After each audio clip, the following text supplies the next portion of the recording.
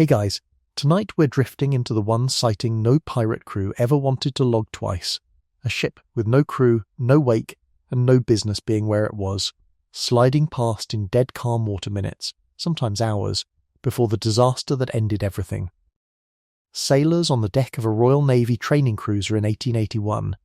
and sailors on the low, packed deck of a hijacked slave ship in 1717 swore, independently, a century and an ocean apart, that they'd seen it coming. Some of them wrote it down.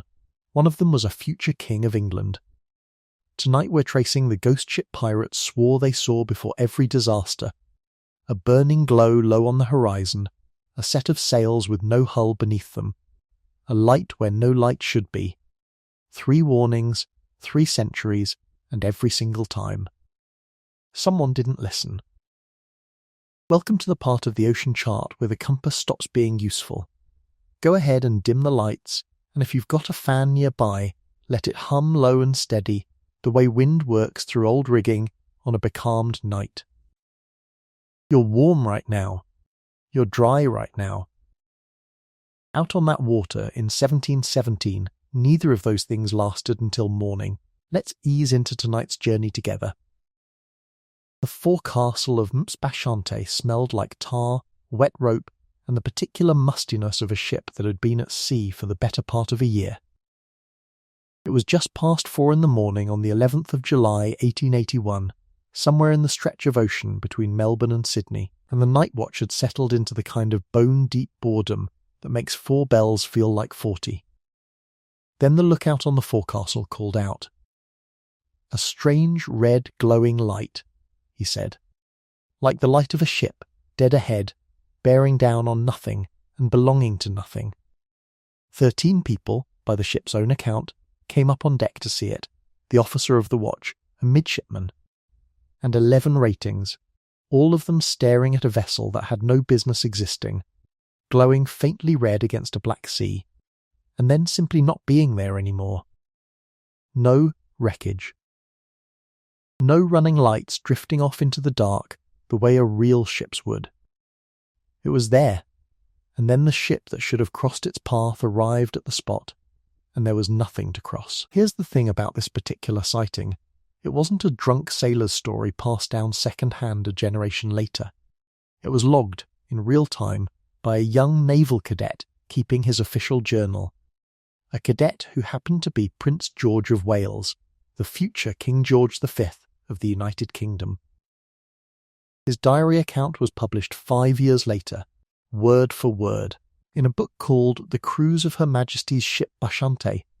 co-credited to George and his older brother Prince Albert Victor, though a tutor likely did the heavy editorial lifting. The Royal Navy does not, as a general rule, publish its future monarchs' ghost stories lightly. And yet there it is, in print, 13 witnesses, and a king's own hand. The bad news came later that same day, and this is the part that turned an odd optical event into a legend that pirates and merchant sailors alike would repeat for the next century. The very lookout who first spotted the light, the man whose sighting started the whole chain of 13 witnesses, fell from the foretopmast that afternoon and died from the injury. Then, within days, another crewman aboard the Bacchante also died, and the admiral commanding the small fleet the ship was sailing with reportedly fell seriously ill not long after. None of this proves a curse. A tired sailor losing his grip on a wet yard 80 feet up is, unfortunately, one of the most statistically common ways a 19th century sailor died. Ghost ship or no ghost ship, but you can understand why a crew of several hundred men, 3 of whom had just watched something impossible happen and then watched death follow it within the week, stopped being interested in the statistics.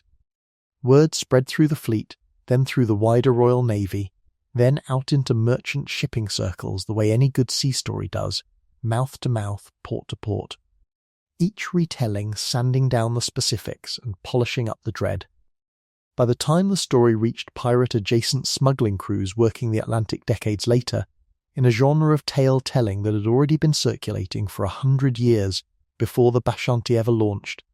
it had a name attached to it. The ship the Bashante's crew saw wasn't a new phenomenon. It was, by every sailor's reckoning, the same doomed vessel that had been haunting that stretch of ocean since long before anyone aboard was born. The Flying Dutchman. A fair question at this point is why a legend rooted so specifically in Dutch East India Company folklore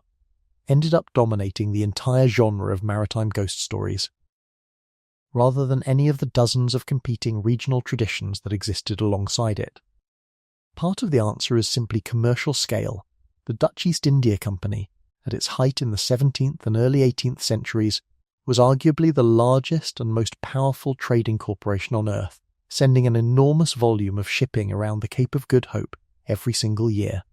which meant vastly more crews, vastly more logged voyages, and vastly more opportunities for any given atmospheric quirk near that stretch of coastline to get witnessed, retold, and eventually written down than almost any comparably specific stretch of ocean anywhere else in the world.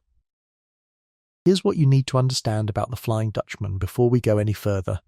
because the legend gets told wrong constantly, usually by people who learned it from a pirate movie franchise rather than from the sailors who actually swore by it. The earliest confirmed printed reference to a phantom Dutch ship doomed to sail forever comes from 1795, in a travel account by a writer named George Barrington, describing sailors' talk near the Cape of Good Hope, the brutal, storm-lashed stretch of water at the southern tip of Africa where the Atlantic and Indian Oceans collide, and where more ships have been lost to sudden, violent weather than almost anywhere else on Earth.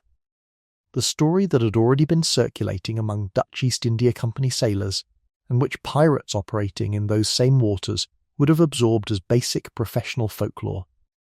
involved a captain, sometimes named Hendrik van der Decken, sometimes left nameless, who tried to round the Cape during a savage storm against the pleading of his terrified crew. According to the legend, rather than turn back, he swore an oath, defying God or the storm itself, vowing he would round that headland if it took him until Judgment Day. The story says his wish was granted in the worst possible way. He and his ship were cursed to try to round the Cape forever, never landing, never resting, a permanent hazard warning stitched into the fabric of that ocean.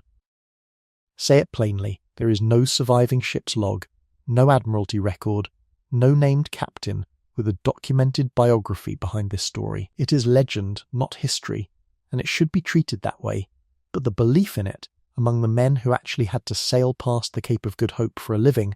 was treated as very real indeed. And that belief mattered enormously to how pirates specifically understood the sea. Golden Age piracy, the period roughly between 1650 and 1730 that produced most of the names you already know, ran almost entirely on oral tradition and shared superstition, because literacy rates among common sailors were low and formal training was minimal.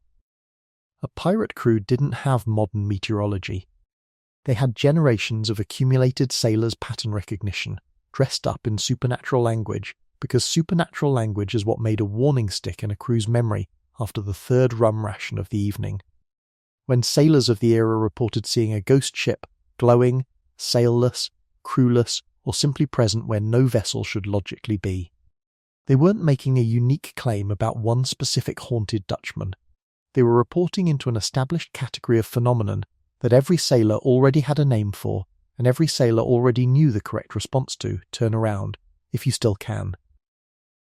In short, the Flying Dutchman wasn't really one ship. It was a filing system pirates and merchant sailors both used for a very specific, very real feeling, the feeling of seeing something on the water that your instincts registered as wrong before your conscious mind could explain why. It's worth noting, briefly, just how seriously the Royal Navy itself took the Bachante incident once it reached print. Because the institutional response tells you something about how thin the line actually was between official skepticism and quiet, unofficial belief. The book's publication in 1886 drew genuine public attention specifically because of Prince George's royal status, and while naval officials of the era were, predictably, careful never to endorse the supernatural interpretation of the sighting in any formal capacity, the account was never retracted, corrected, or disowned by the palace either, and it continued to circulate in print entirely unchallenged as a factual diary entry, for decades afterward. Here's the thing worth sitting with. An institution built on discipline, hierarchy, and rational naval procedure let a future king's own ghost story stand in print, essentially unbothered, for the simple reason that nobody involved had a better explanation to offer in its place, and contradicting a prince's own eyewitness diary entry carried its own awkward political cost that a strange light on. The horizon, whatever it actually was, simply didn't seem worth picking a fight over. What makes the Bacchante sighting the perfect entry point into pirate ghost ship lore isn't that it involves pirates directly. It doesn't, not even a little. It's a Royal Navy training voyage 40, years after Golden Age piracy had effectively ended. What makes it useful is that it's one of the only sightings in this entire tradition, with a paper trail, a named identifiable witness, a contemporaneous diary entry rather than a story reconstructed decades later, and a death that followed closely enough behind it that 13 sober naval officers and ratings walked away convinced they'd seen something that mattered. Pirates 150 years earlier didn't have royal diaries. What they had instead was trial testimony, deposition records taken by colonial admiralty courts, and the occasional surviving captain's log, and scattered through those documents, quietly, without any of the polish of a published royal memoir, are the same basic reports. A light where there shouldn't be a light, a ship where there shouldn't be a ship, and, disproportionately often, a storm or a wreck close behind it. Consider what a pirate lookout was actually working with on a given night watch in, say, 1716, no radar. No barometer aboard most vessels, and even the ones that carried one had crews who mostly didn't trust the newfangled instrument yet. No reliable long-range weather forecasting of any kind. The entire discipline of meteorology as a predictive science was still a century away from existing in any organised form. What a lookout had was his eyes, his ears, and a stockpile of inherited pattern recognition passed down from older sailors who had themselves inherited it from sailors before them. When that pattern recognition fired, when the wind died too suddenly, when the sea went glassy in a way that didn't feel like calm so much as held breath, when a strange light appeared on a horizon that should have been empty, a sailor's brain did what human brains have always done with an unexplained danger signal. It reached for a story that made the danger make sense, and the story that was already sitting right there, ready-made, passed hand to hand across every deck in the Atlantic and Caribbean trade, was the ghost ship. Here's something that tends to get left out of the popular version of this legend entirely, and it matters, because it's the part with an actual physical explanation behind it. The waters around the Cape of Good Hope aren't just statistically dangerous because of storms. They sit at a genuine meeting point of the cold Benguela current sweeping up from Antarctica and the warmer Agulhas current running down from the Indian Ocean. A collision of temperature layers that produces exactly the atmospheric conditions needed for a phenomenon called Fata Morgana, a complex mirage. Well documented by modern polar and maritime researchers, in which a distant object, including a ship well below the true horizon line, gets bent and stretched by refraction through those temperature layers until it appears to float, inverted or doubled, high above the water where no object should visibly be at all. A Cape Route captain in 1750 had no name for this. What he had was his own two eyes telling him a ship was hanging in the air ahead of him, glowing faintly with the low sun behind it, and a crew who'd already heard the Dutchman's story from a dozen older sailors before they ever left port. Here's the joke this deserves, and it's a fair 1-3 centuries before anyone had the physics to explain it. A stretch of ocean with genuinely unusual weather kept handing sailors a genuinely uncanny visual effect, and sailors, being sailors, chose the more interesting explanation every single time. That explanation didn't stay bottled up around the Cape for long either, and tracing exactly how it crossed into the Caribbean and Atlantic pirate world tells you something real about how Golden Age piracy actually worked as a global, interconnected trade rather than a purely regional one. Beginning in the 1690s, a wave of pirates including Henry Every and Thomas Chew abandoned the increasingly crowded and increasingly policed Caribbean for what historians now call the pirate round. a long-distance raiding circuit that carried crews from American and Caribbean ports, around the Cape of Good Hope itself, and into the Red Sea and Indian Ocean to prey on the enormously wealthy Mughal, pilgrim and trading fleets. Every's capture of the Grand Mughal's own treasure ship Ganges Sawai in 1695, one of the single richest pirate hauls ever documented, made this route famous practically overnight. And for the next 2 decades, a steady traffic of American and Caribbean pirate crews rounded the Cape both outbound and home again, refitting at the pirate haven that grew up around the island of Madagascar. Every crew that made that crossing picked up the same Cape sailors' folklore the Dutch East India Company's own crews had been carrying for a century, and brought it home to Port Royal, Nassau, and every other pirate anchorage in the Atlantic world, which is the actual, traceable, unglamorous mechanism by which a specifically Dutch legend about a specifically Dutch captain ended up as common knowledge aboard English and American pirate sloops that never once sailed anywhere near the Cape themselves. By the time the legend had made that full circuit, Dutch sailors to Cape route folklore to pirate round cruise to Atlantic taverns, the specific captain at its centre had already started drifting the way all good oral tradition drifts. Some versions named him Hendrik van der Decken, others conflated him with Bernard Focky, an actual 17th century Dutch East India Company captain whose genuinely documented reputation for astonishingly fast Cape crossings led contemporaries to half-joke that he must have made a bargain with the devil to sail that quickly. A real historical figure whose real, rapid, and entirely mundane sailing skill got folded into a supernatural story that had nothing to do with him. Sir Walter Scott, writing decades later in 1821, noted the legend already circulating in multiple, mutually inconsistent versions among the sailors of his own acquaintance, which tells you the story had already lost any single fixed origin point long before literature got around to writing it down properly. That instability isn't a flaw in the legend.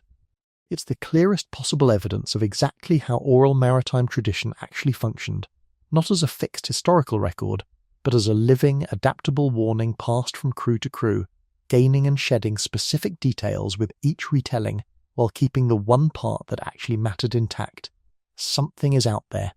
and when you see it, you should be afraid. By the time we get further into tonight's journey, you're going to meet several very real, very specific pirate crews who reported exactly this kind of sighting in the hours or days before catastrophe found them. A hurricane off Cape Cod, a final battle at anchor off the coast of North Carolina, a wreck on the rocks of a small island off Rhode Island. This is the story of the ghost ship, the phantom vessel that changed nothing about the weather and everything about how sailors braced themselves for it. And it starts, as these things so often do, with the simple fact that the sea has always given human beings more warning than we know what to do with, wrapped in exactly the kind of story we're built to remember at 3 a.m, on watch, with nothing but black water in every direction. Here's an angle on this legend that almost never makes it into the popular telling, and it's the one that actually connects a superstitious sailor's fear to cold, hard 18th century commerce. Marine insurance as a formal, organised industry was already taking shape in exactly this period, with underwriters gathering at Lloyd's Coffee House in London, founded around 1688 and gradually becoming the centre of the maritime insurance trade that still bears its name today, pricing policies based largely on a captain's own reported log entries about weather, hazards, and anything unusual encountered along a given route. A captain whose log noted an unexplained sighting near the Cape of Good Hope wasn't merely indulging superstition for its own sake. He was building a documented record that could matter enormously the next time he needed to insure a cargo along that same route, or the next time an underwriter weighed whether a particular captain's judgment could be trusted with a large policy at all. This gave ships' captains, whatever their private beliefs about ghosts, a very practical financial reason to record strange sightings carefully and soberly rather than dismiss them, which is at least part of why so many of these reports survive in exactly the flat, matter-of-fact language you'd expect from a business document rather than a campfire story. Because that's precisely what a ship's log, ghost sighting included, actually was. There's a version of this story from decades before Prince George ever set foot on the Bashanti, and it involves a much smaller ship, a much rougher crew, and stakes that were personal rather than literary. But before we get there, it helps to understand what an ordinary pirate actually believed, night after night, standing exactly where that lookout stood. Because the sightings only make sense once you understand the whole belief system they were slotting into. It's worth noting, too, that not every sighting attached to the Dutchman legend involved a captain and crew inclined to run from it.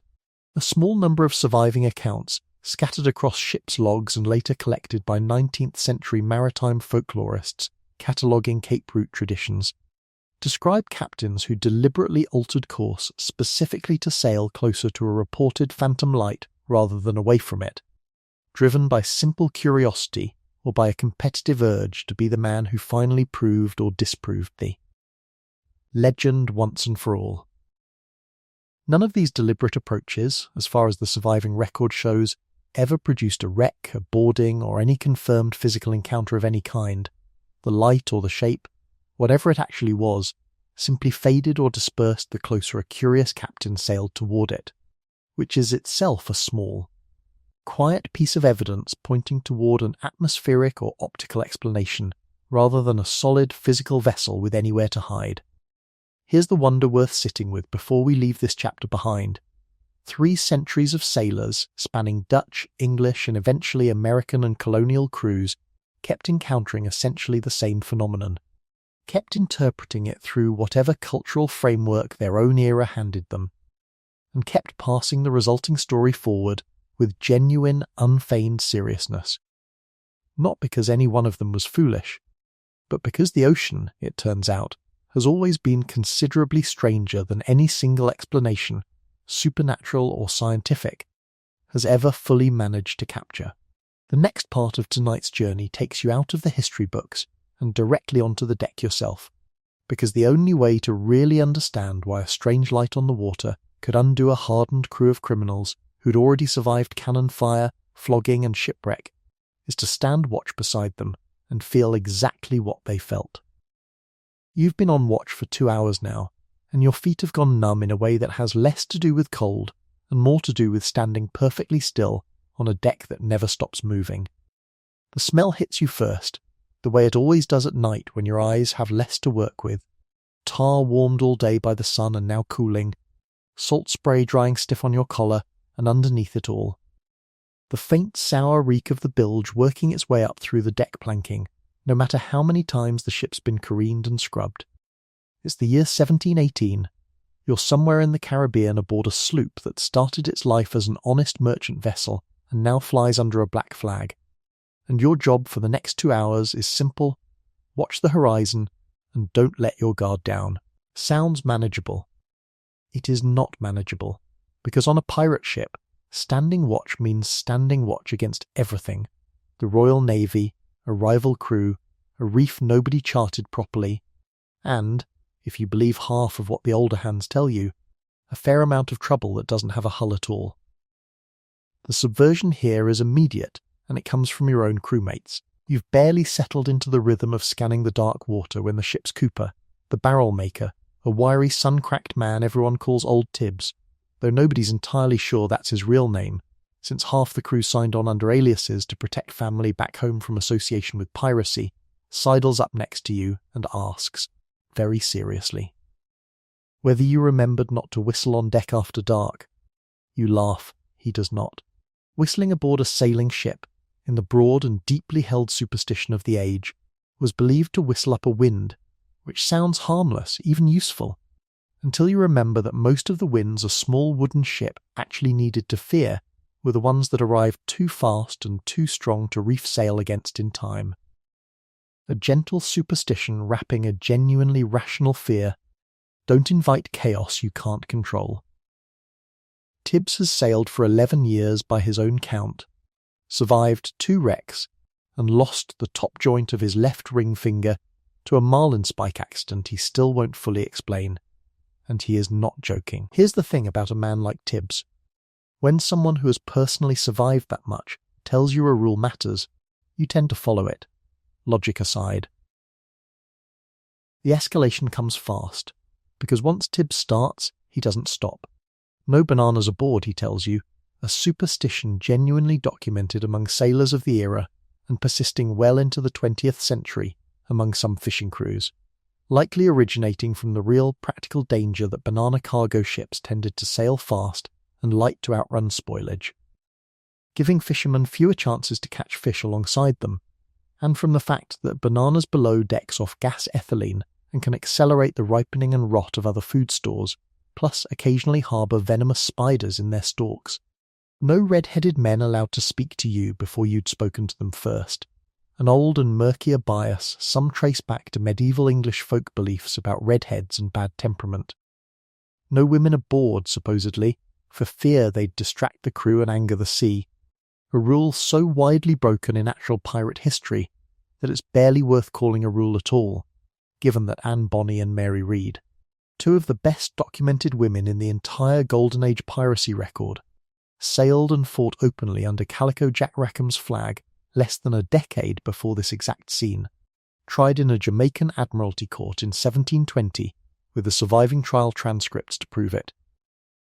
Tibbs knows this contradiction perfectly well and shrugs it off anyway. Superstition was never required to be internally consistent.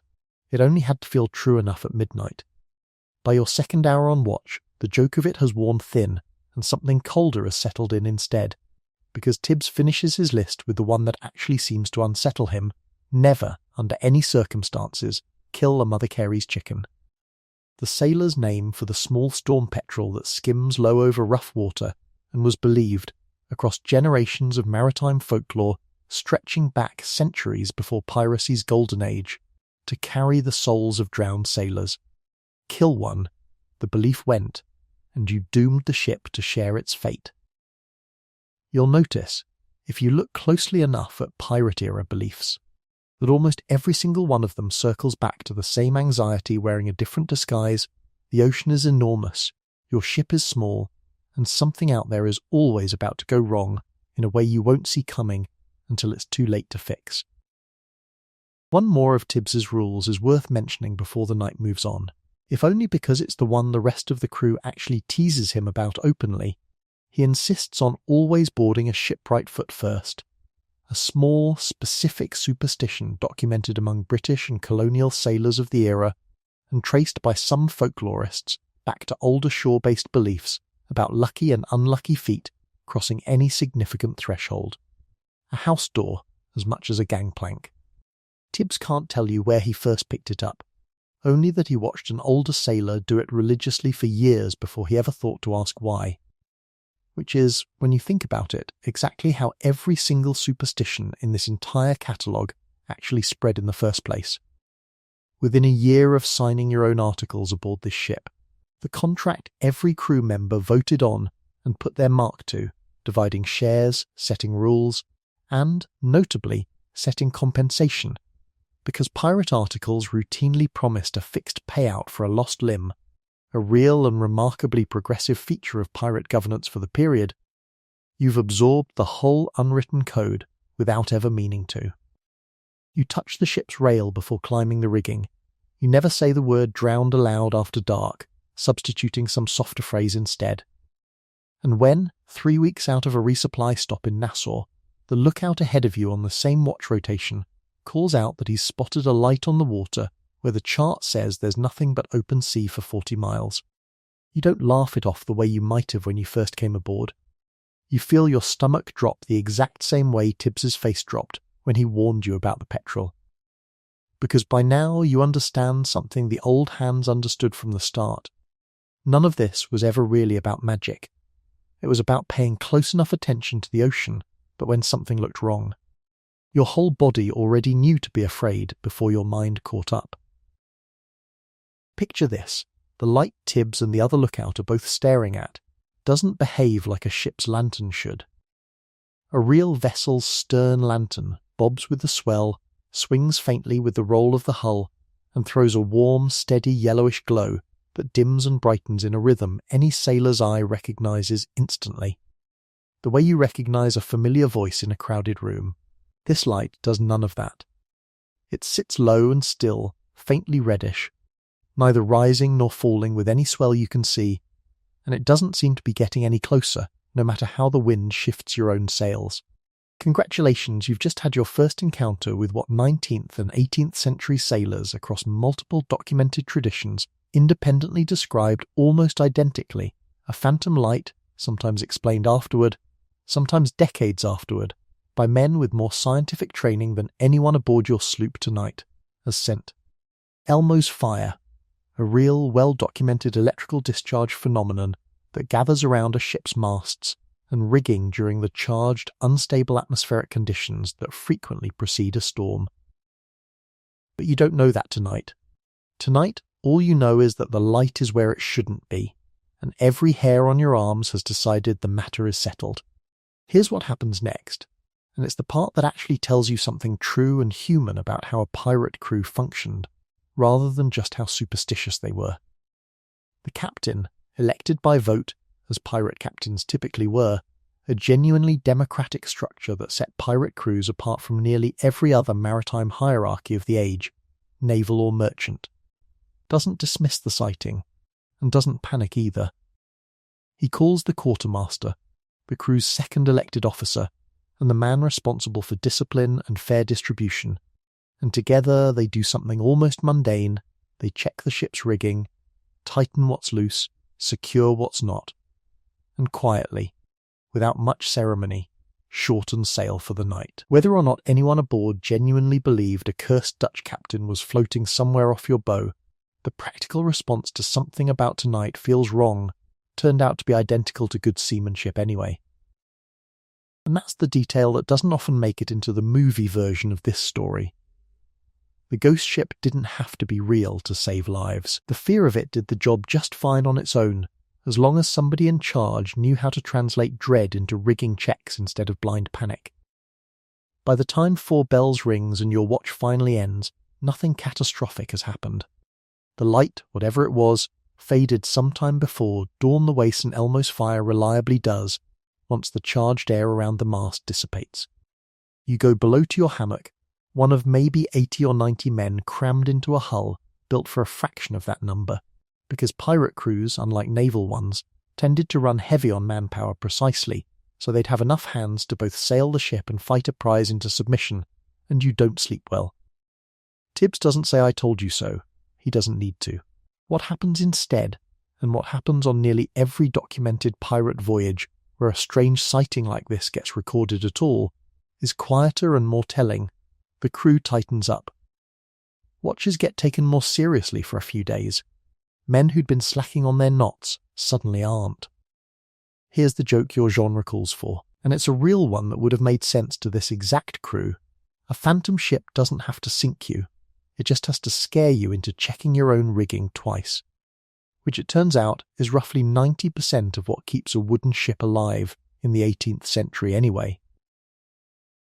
Tibbs isn't finished either,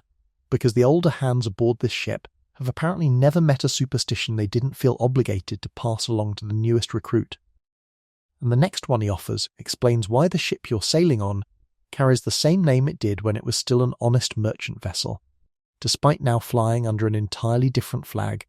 and an entirely different crew. Renaming a ship, in widely held sailors' belief across multiple maritime cultures and stretching back centuries before piracy's golden age, was thought to anger the sea itself, or whatever god or spirit a given sailor believed governed it, unless the change was accompanied by a proper ritual. And pirate crews, despite rebranding a captured prize's purpose entirely, often left the original name untouched precisely to avoid tempting exactly the kind of bad luck a rechristening was believed to invite. Clergymen aboard were considered similarly unlucky by a documented strand of British and colonial sailors' folklore, an odd inversion of what you might expect from a supposedly devout age, rooted in the grim. Practical observation that ships carrying a parson to a foreign posting seemed, by sailors' accumulated memory if not by any rigorous count, to run into rough weather disproportionately often, likely nothing more than confirmation bias doing what confirmation bias always does,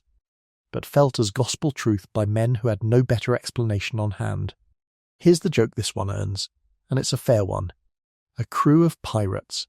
actively defying the laws of God and King by the simple fact of their profession, nonetheless drew the line at willingly bringing a man of the cloth aboard, which tells you something both very funny and very human about which fears people are actually capable of setting aside, and which ones apparently outlast even a life of open criminal defiance. Even the ship's food carries its own small superstition worth mentioning here, since it ties directly back to the omens Tibbs has already walked you through. Salted pork served with the fat still visibly marbled through it was considered, by some documented sailors' tradition of the era, a small good omen for a calm crossing ahead. While a batch that came out unusually lean was read, only half jokingly, as a sign the cook himself expected trouble, and had rationed accordingly without quite admitting it aloud. Here's the thing about the light itself, that Tibbs, for all his certainty about bananas and redheads, actually gets closer to correct than he probably realises, because the phenomenon has a real name and a real, if disputed at the time, pedigree stretching back further than any pirate crew in the Caribbean. Antonio Pigafetta, the Italian chronicler who sailed with Ferdinand Magellan's expedition and survived to write one of the only first-hand accounts of that entire brutal 1519 to 1522 circumnavigation, recorded seeing exactly this kind of glow clinging to the ship's masthead during a violent storm off South America, and described the crew's overwhelming relief at the sight, not fear, in his telling. But comfort, because Iberian and Mediterranean sailors of that era had already come to regard the glow as Corpo Santo, the holy body, a sign that St. Elmo, patron of sailors, was personally watching over the ship, and that the worst of the storm had therefore already passed. It's worth sitting with how differently two maritime cultures interpreted the exact same electrical phenomenon, where Mediterranean Catholic sailors 2 centuries earlier read the glow as divine protection. English and colonial American pirate crews of your own era were far more likely to read the identical light as an ill omen, a ghost, or a warning of doom still coming, rather than danger already past. Here's the dry joke this genuinely earns. The ocean handed every sailor who ever crossed it the same physics, and every single culture that encountered it decided, independently, that it meant something completely different, which tells you rather more about human beings than it does about electricity. The escalation of Tibbs's catalogue keeps going as the night wears on, because once a man like him gets started, he apparently can't stop until every superstition he's ever collected gets an airing, and the next one he lands on is the concept of the Jonah, a term, borrowed directly from the biblical sailor whose presence aboard a ship was believed to have summoned the storm that nearly sank it. That 18th century sailors applied to any crewman, often entirely arbitrarily, whose presence seemed to correlate with a run of bad luck. A man who'd survived 2 previous wrecks might be welcomed aboard as valuable, hard-won experience by one crew and shunned as a walking curse by another, depending entirely on how the rest of that particular crew's luck happened to be running at the time he signed on. This wasn't a minor social awkwardness aboard a pirate vessel. Crews under real, documented psychological strain, cramped quarters, genuine mortal danger, and, per the articles you'll hear more about later tonight, a formal vote required for almost every major decision, sometimes turned a suspected Jonah's presence into grounds for actually marooning him. A documented outcome in at least a handful of surviving trial depositions from the era, in which a maroon's own testimony afterward described being blamed, explicitly, for a run of bad weather or lost prizes rather than for any actual offence against the articles. Tibbs, to his credit, tells you this one with less relish than the others, and admits, almost sheepishly, that he's never fully trusted the idea himself. Since by his own count he's personally been aboard 3 ships that turned unlucky, and has yet to be blamed for any of them. There's a quieter moment worth sitting with before this watch ends, and it belongs to Tibbs rather than to you. Later, well past the light's disappearance, when the deck has gone properly still and most of the crew below has finally settled, you find him at the rail, not watching for anything in particular, just turning the stub of his missing finger joint against his thumb, an old habit. He tells you, without much drama in his voice, about a ship he'd sailed on years before this one, a merchant vessel out of Bristol, and a night much like this one where the crew saw a light and the captain laughed it off and pressed on at full sail through a squall that had, in hindsight, been building for hours. 11 men drowned that night, Tibbs among the 6 who made it to a longboat. He doesn't say the light caused it. He's very clear that he doesn't believe that. Not really. What he says instead is that the light was the ocean's way of asking everyone to pay closer attention, and that the captain who died that night was the only man aboard who didn't. It's the kind of thing you don't quite know how to respond to at 2 a.m, so you don't say anything, and neither does he, and the two of you just watch the water together until it's time to wake the next watch. What happens below decks after a night like that, how a crew of hardened men actually process fear once it's no longer socially acceptable to talk about it in daylight, is a different matter, and not one for tonight's watch. But keep it in mind, because it comes back around later.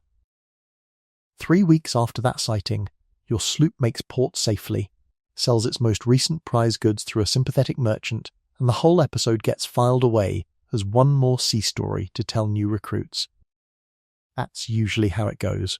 Most ghostlight sightings in the historical record end exactly this undramatically: a scare, a tightened watch, a safe landfall, and a story that grows a little in the retelling every time it's told at a dockside tavern afterward. The genuinely unsettling sightings, the ones that actually end in disaster rather than a good story, are rarer, which is precisely why they got remembered so vividly, and written down so carefully by the handful of survivors who lived to tell them.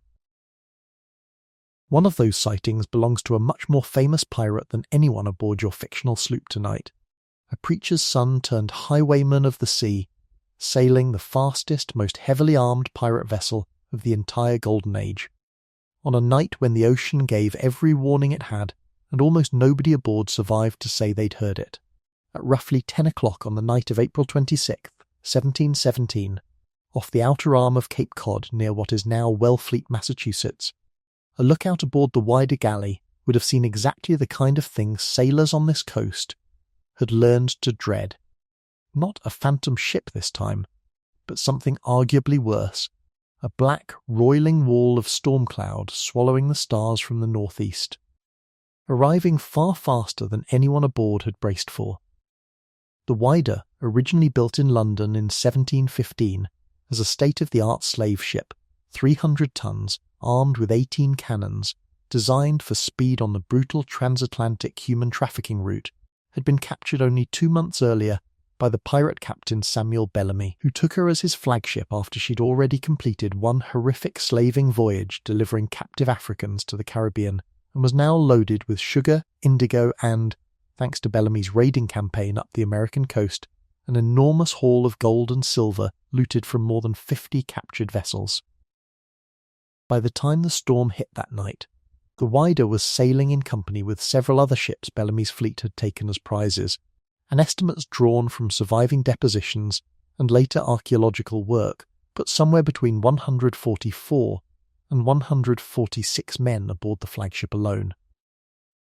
This is the story of the Wider, the ship that made Samuel Bellamy the wealthiest pirate of his brief career, and then killed nearly every man who'd ever sailed her. Bellamy himself is worth understanding before the storm arrives, because his rise is unusually well documented compared to most Golden Age pirates, thanks largely to surviving depositions from the 2 men who lived through what was coming. Born in Devon, England around 1689, Bellamy arrived in the American colonies as a young man with nothing, reportedly drawn by rumours of Spanish treasure wrecks off the Florida coast, and by 1716 had fallen in with the pirate captain Benjamin Hornigold, learning the trade under a man who, unusually for the era, refused on principle to attack English vessels. Bellamy had no such reservations, and when the crew grew frustrated with Hornigold's restraint, they voted him out. A real, procedurally normal event under pirate articles, where the crew's vote genuinely outranked the captain's preference and elected Bellamy in his place. Here's the thing about pirate democracy that tends to surprise people. It wasn't a metaphor or a courtesy. Hornigold simply lost his ship because his own men decided, by majority vote, that he wasn't serving their interests anymore, and he was left with a smaller vessel and a fraction of the crew, while Bellamy sailed off with the rest. Bellamy's raiding campaign through late 1716 and early 1717 was, by the numbers, extraordinarily successful. Sailing first the sloop Marianne and then, after capturing her in late February 1717, the far more powerful wider galley. Bellamy's fleet took prize after prize along the shipping lanes between the Caribbean and the American colonies, amassing a hoard that later treasure hunters and archaeologists would spend decades trying to fully account for. By the time the fleet turned north along the American coast in April 1717, contemporary estimates, drawn from what was recovered and from period accounts of the raids, suggest the wider alone carried something in the neighbourhood of 4.5 tons of silver and gold, an almost unimaginable sum for the time, distributed, at least in principle, according to the same egalitarian shares system that governed every pirate crew under proper articles, a full share for an ordinary crewman. Extra shares for the captain and specialists like the quartermaster and surgeon, but nowhere near the vast gulf in pay between officers and men that defined legitimate naval and merchant service. In short, for a few violent, chaotic months, the men aboard the Wider were, on paper, some of the richest sailors on the Atlantic. There's a small but telling detail about the Wider's final hours worth adding here,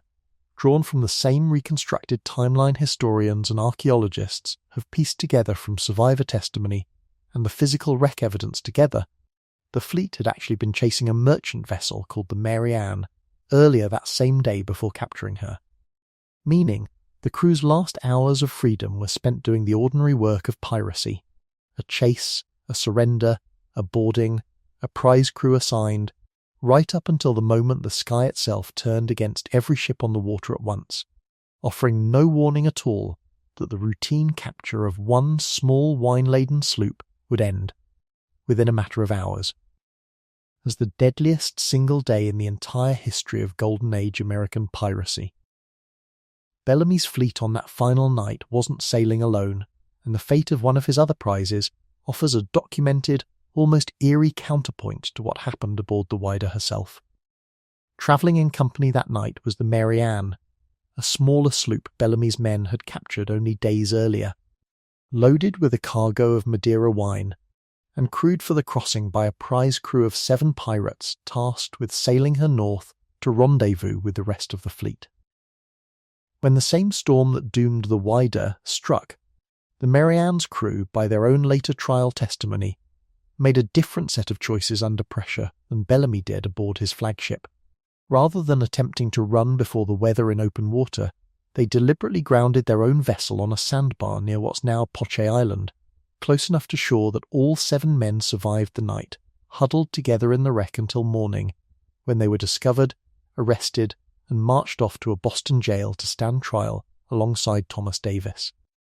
Here's the detail that makes this comparison worth sitting with rather than skipping past. The Marianne's crew's choice to ground deliberately rather than fight for open sea room wasn't reckless. Given later analysis of the storm's severity and the coastline's geography that night,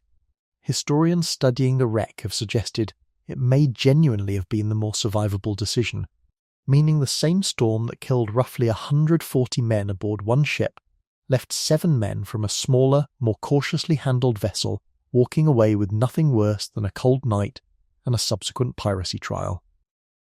It helps to place the storm that killed Bellamy and his crew inside the wider pattern of Atlantic weather that entire season, because it wasn't an isolated freak event so much as one especially deadly entry in what appears, from surviving colonial shipping and insurance records across the region, to have been an unusually active few years for severe nor'easters and early-season tropical weather along the American coast. Colonial newspapers and merchants' correspondence from 1716 and 1717, a period just barely predating any organised. Continuous American press, but preserved through surviving personal letters and colonial government records,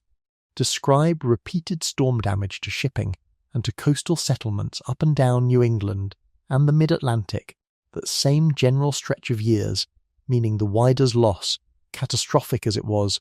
would not have struck contemporaries as some singular, inexplicable act of fate so much as the worst single outcome of a run of genuinely bad weather everyone on that coast had already been contending with. This context matters for understanding the ghost-light folklore that grew up afterward too, because a coastline already primed by several consecutive rough storm seasons to be anxious about the water had every reason to seize on any available warning sign, however unscientific, with more urgency than a community facing only ordinary occasional bad weather might have. What happened to the wreck site itself over the following 2.5 centuries deserves its own moment, because the Wider's rediscovery is as much a story about patient, methodical modern work as anything else tonight has covered. Barry Clifford, a Cape Cod native who had grown up hearing local versions of the Wider legend from his own uncle, spent years researching colonial-era shipping records and salvage claims before he ever put a diver in the water, eventually narrowing his search to a specific stretch of shifting, sand-covered seabed off Marconi Beach based on 18th century accounts of where wreckage had washed ashore in the storm's immediate aftermath. When his team finally located the wreck in the summer of 1984, the ship's bell came up first, encrusted in nearly 3 centuries of marine growth but still bearing its legible inscription, and it remains, to this day, the single piece of evidence that formally, legally, confirmed the site as the Wider rather than one of the many other. Unidentified wrecks scattered along that same treacherous coastline. In the decades since, Clifford's ongoing excavation has recovered tens of thousands of individual artefacts, cannons, cannonballs, navigational instruments, and coins from at least a dozen different nations, reflecting the sheer geographic range of the ships Bellamy's fleet had plundered,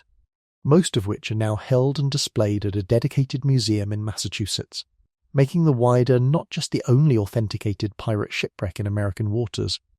but one of the only pirate collections anywhere in the world you can walk up to and actually see with your own eyes, rather than read about second-hand. The escalation toward disaster began building days before the storm actually broke, and this is where the record gets genuinely interesting,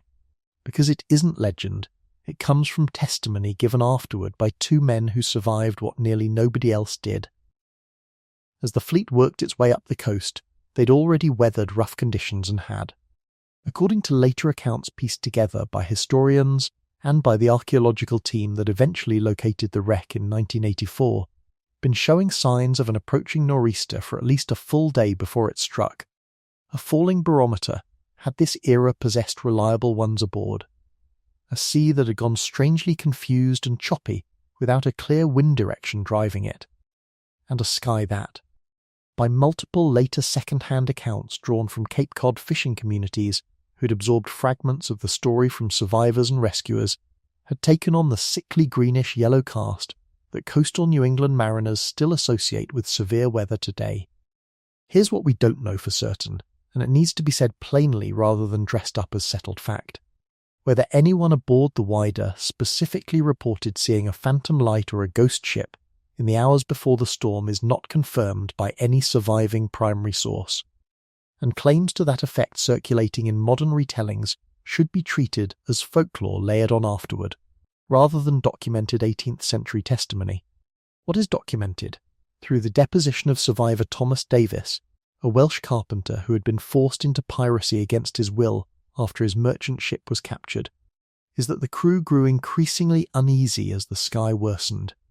and that at least some hands raised the alarm that conditions were deteriorating faster and more strangely than any storm they'd sailed through before. By your second glance at that darkening horizon, and here the story shifts naturally into the same second-person immersion that makes this kind of eyewitness moment land, because Davis's own account effectively puts you there. You'd have felt the wind die almost entirely for a stretch of perhaps 20 minutes. An eerie, held-breath-calm sailors of the era specifically associated with the worst kind of coming weather, before it returned from a completely different quarter with a violence that tore at the rigging immediately. Bellamy, by every surviving account, made the decision virtually every ship's captain of the era would have made in his position: try to run before the storm rather than fight it head-on, seeking sea room rather than risking the shoals that lined this stretch of Cape Cod coastline. It didn't work. The Wider, for all her speed and firepower, was driven relentlessly toward the shallows near what's now called Marconi Beach, and sometime after midnight on April 27th, she struck bottom, broached, and began to break apart in surf violent enough that survivors later described the ship's own cannons tearing loose from their mounts and crashing through the decks. The escalation of loss here is almost too large to process in ordinary numbers, so it helps to hold on to specifics rather than the abstraction.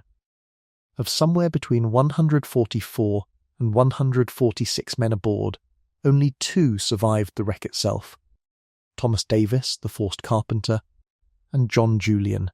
a young man of mixed Mosquito and African descent who had served as the ship's pilot. Prized for his navigational skill along a coastline few Englishmen understood as well as the Mosquito peoples who'd fished it for generations, Julian's fate afterward is its own quiet tragedy worth sitting with for a moment, rather than rushing past, as an enslaved or formerly enslaved man of colour caught up in a pirate crew's downfall. Historical records suggest he was likely sold back into slavery in Boston, rather than tried alongside the white survivors, a grim reminder that even aboard a pirate ship, genuinely more integrated and more meritocratic in its internal structure than almost any other institution of the era, with formerly enslaved men documented sailing and voting as equals under several Golden Age captains. Articles. The world on shore never fully let a man of colour escape the racial hierarchy waiting for him the moment the ship went down.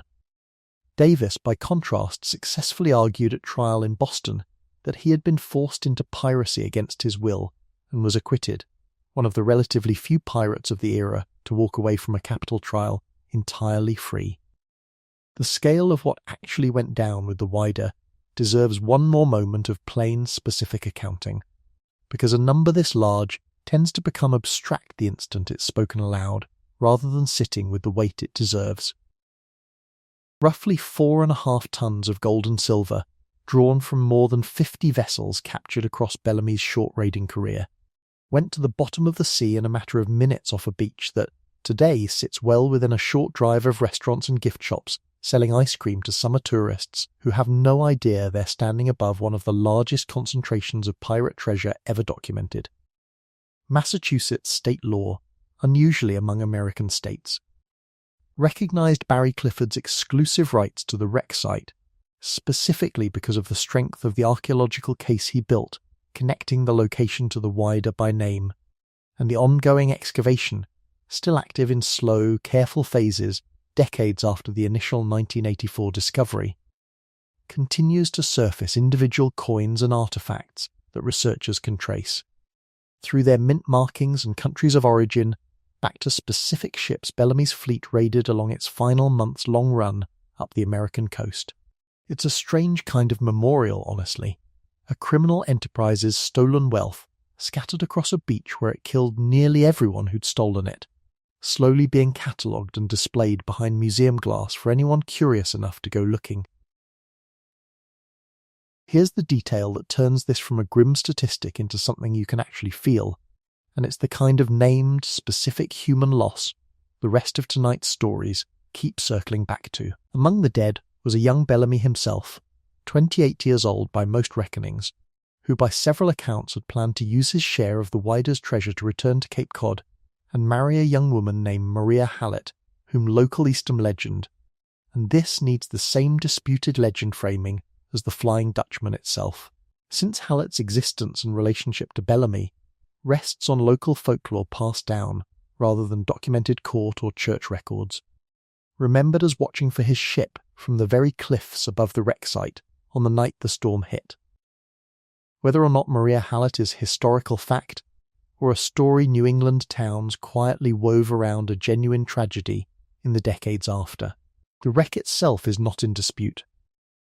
Barry Clifford's dive team confirmed it definitively in 1984, over 2.5 centuries later, recovering a ship's bell inscribed, unmistakably, the Wider Galley 1716, the single piece of physical evidence that finally moved the Wider out of legend and into confirmed archaeological fact, the only fully authenticated pirate shipwreck ever recovered in North American waters. And here's where tonight's larger theme comes back around.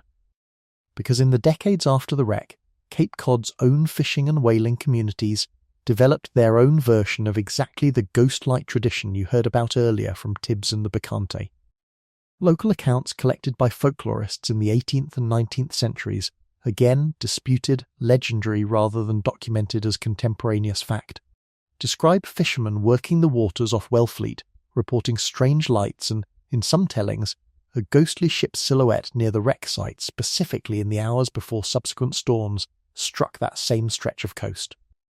As though the Wider's own doomed crossing had left something behind that kept trying, uselessly, to warn the next ship through.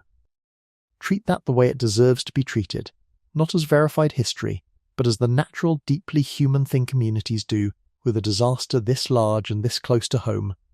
They turn grief and imperfect knowledge into a warning system, wrapped in a story. Precisely the way sailors had been doing with the Flying Dutchman for a century already by the time the Wider went down. What's not folklore, and what deserves the last word on this chapter, is what Samuel Bellamy has reported through Charles Johnson's 1724 A General History of the Pirates, a source whose authorship remains disputed among historians and which is well documented to have dramatised and occasionally invented material, so treat any specific quotation from it as legend rather than verified transcript. To have said to the captain of one of his captured prizes, defending the pirate life against the conventional world's judgment of it, that he sailed by his own rules, elected by his own men, answerable to nobody's law but the one his own crew had voted into their articles. Disputed source or not, the sentiment matches everything the documented record shows about how pirate crews like Bellamy's actually governed themselves, democratically, imperfectly, briefly, and, on the night of April 26, 1717, fatally. The Wider went down because a storm arrived faster and stranger than any warning system available to an 18th century sailor could have caught in time. But warning systems, however imperfect, were exactly what pirate crews spent every voyage trying to build, out of superstition, out of pattern recognition, out of the desperate, universal human need to see a threat coming before it arrives. What that actually looked like, in the hours and days before a storm the size of the one that killed Samuel Bellamy, is worth walking through step by step. Because surviving that kind of weather at all, as a small number of pirate crews genuinely did, depended on reading exactly the signs the Wider's crew read too late.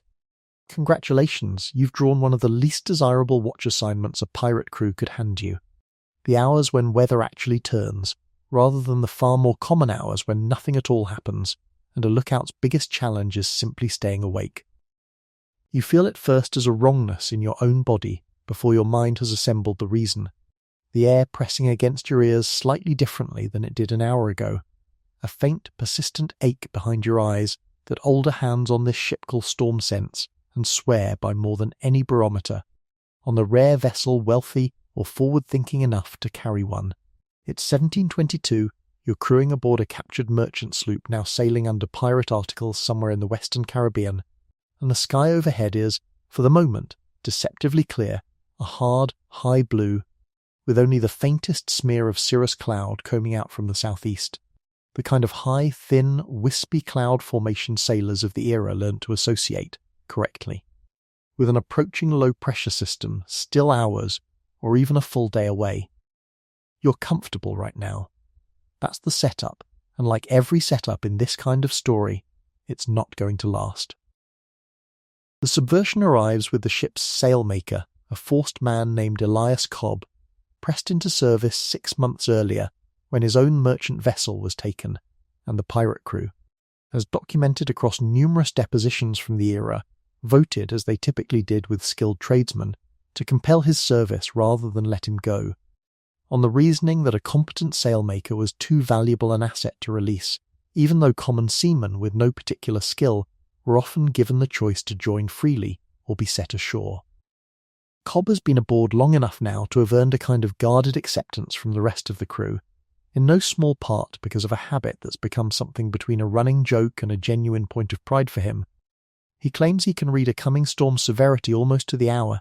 by watching the behaviour of the ship's cat, a scarred grey Tom the crew inexplicably named Bishop, who by Cobb's account grows restless, seeks out the lowest and most sheltered part of the hold, and stops eating entirely a full day or more before serious weather arrives. Modern understanding of animal behaviour actually lends this more credibility than you might expect. Cats and many other animals are demonstrably sensitive to the sharp barometric pressure drops that precede severe storms. Sensitivity documented in comparative studies well into the 20th century, but to the crew in 1722, this wasn't science. It was Bishop. The escalation, once it begins, comes in a specific and well-documented sequence sailors of this era learned to read almost like a checklist, and it's worth walking through with real specificity rather than vague dread. Because that specificity is precisely what let some crews survive weather that killed others. First, the wind. It doesn't simply strengthen, it shifts, backing counterclockwise in the northern hemisphere in a pattern that experienced sailors had learned, purely through generations of accumulated observation rather than any formal meteorological theory, correlated strongly with an approaching cyclonic storm system. Second, the long, smooth ocean swells begin arriving from a direction that doesn't match the local wind at all, sometimes from a completely different quarter of the compass, because a hurricane generates swells that radiate outward far faster and far further than the storm's own violent winds, meaning a well-trained lookout could, in principle, feel a hurricane approaching a full day or more before its winds actually arrived, just from the rhythm of the swell beneath the hull. Third, and this is the one that unsettled sailors of the era most, because it had no obvious mechanical explanation available to them. The barometric pressure on the rare ship that carried an instrument to measure it would begin a slow, steady fall that accelerated the closer the storm got. A phenomenon well understood today, but which, to an 18th century crew, simply looked like the air itself losing its nerve. Here's the thing worth naming about this whole warning sequence before it escalates any further. None of it, taken individually, would have convinced a sceptical man. A single day of high cirrus cloud happens constantly without any storm following it at all. A restless cat could just as easily mean nothing more than a rat somewhere in the hold. It's only the accumulation, the cloud, then the cat, then the strange swollen swell arriving from a mismatched direction, then the falling glass on the one instrument aboard sensitive enough to register it, stacking up within the same short window that turned ordinary daily variation into something a whole crew felt compelled to act on together. This is, in miniature, exactly the same pattern recognition process that built the entire Flying Dutchman tradition in the first place, just compressed into a single afternoon instead of stretched across 3 centuries of retelling individually meaningless signals accumulated fast enough and taken seriously enough by enough people at once, becoming a warning nobody aboard was willing to ignore. It's worth pausing on Bishop the Cat's broader documented reputation for a moment, since the specific belief in feline storm sense wasn't unique to this one ship. Sailors across multiple documented maritime traditions of the era, English and otherwise, kept ship's cats not purely for the entirely practical purpose of controlling rats aboard, but also by multiple surviving accounts. Out of a genuine, if unscientific faith in exactly the kind of weather-sensing behaviour Bishop displays here, a belief modern understanding of animal barometric sensitivity treats as considerably less far-fetched than the whistling up a wind superstition Tibbs offered a chapter earlier. By the time you're 3 hours into watching these signs accumulate, the ship's quartermaster, the elected officer responsible, under most pirate articles, for maintaining discipline and in practice for a great deal of the ship's actual day-to-day seamanship decisions, since the captain's authority under pirate governance was typically limited to combat and chase situations specifically, has already ordered the crew to begin securing loose gear, striking the top-gallant masts to reduce top-heavy windage, and lashing down anything on deck that could become a projectile in heavy weather. Here's the dry joke this moment earns, and it's one that would have made grim sense to this exact crew. A merchant captain answerable to distant owners back in London might have hesitated to reduce sail and slow the voyage on nothing but a cat's mood and a smear of high cloud, worried about explaining the delay later. A pirate quartermaster, answerable only to the men standing right in front of him and voted into his post by their own hands, had no such distant boss to please, and could act on Bishop the cat's restlessness as fast as he wanted without a single word of justification owed to anyone but the crew itself. The named side character earns his real weight in this chapter now, because as the wind climbs from a stiff breeze into something genuinely dangerous over the following hours, sailors of the era generally reckoning wind strength by its effect on sail and sea state, rather than any numerical scale, since the now familiar Beaufort scale wouldn't be developed until the early 19th century. Elias Cobb is the man working the most dangerous job on the entire ship. As sails begin to tear under the strain despite every precaution, it falls to the sailmaker to go aloft in worsening conditions and either repair or fully strike canvas that's failing, work that put men at genuine, well-documented risk of being swept from the yards entirely. Within the hour, exactly this happens. A violent gust catches Cobb mid-repair on the foretopsail yard, and only a length of rope he'd lashed around his own waist, a precaution some sailmakers of the era adopted specifically because of how many of their trade were lost overboard doing this exact work, though it was never formally required, keeps him from going into the sea entirely. He comes down bruised, one hand badly rope burned, and shaking in a way the rest of the crew is polite enough not to mention directly. But he comes down alive, and the sail comes down with him, safely struck before it could tear away entirely and leave the ship dangerously unbalanced in a rising sea. By the time the storm reaches its worst, the quartermaster faces the single most consequential tactical decision of the entire night.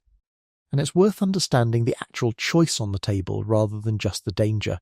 because 18th century sailing captains genuinely had two competing strategies and no reliable way to know in advance which one would save the ship.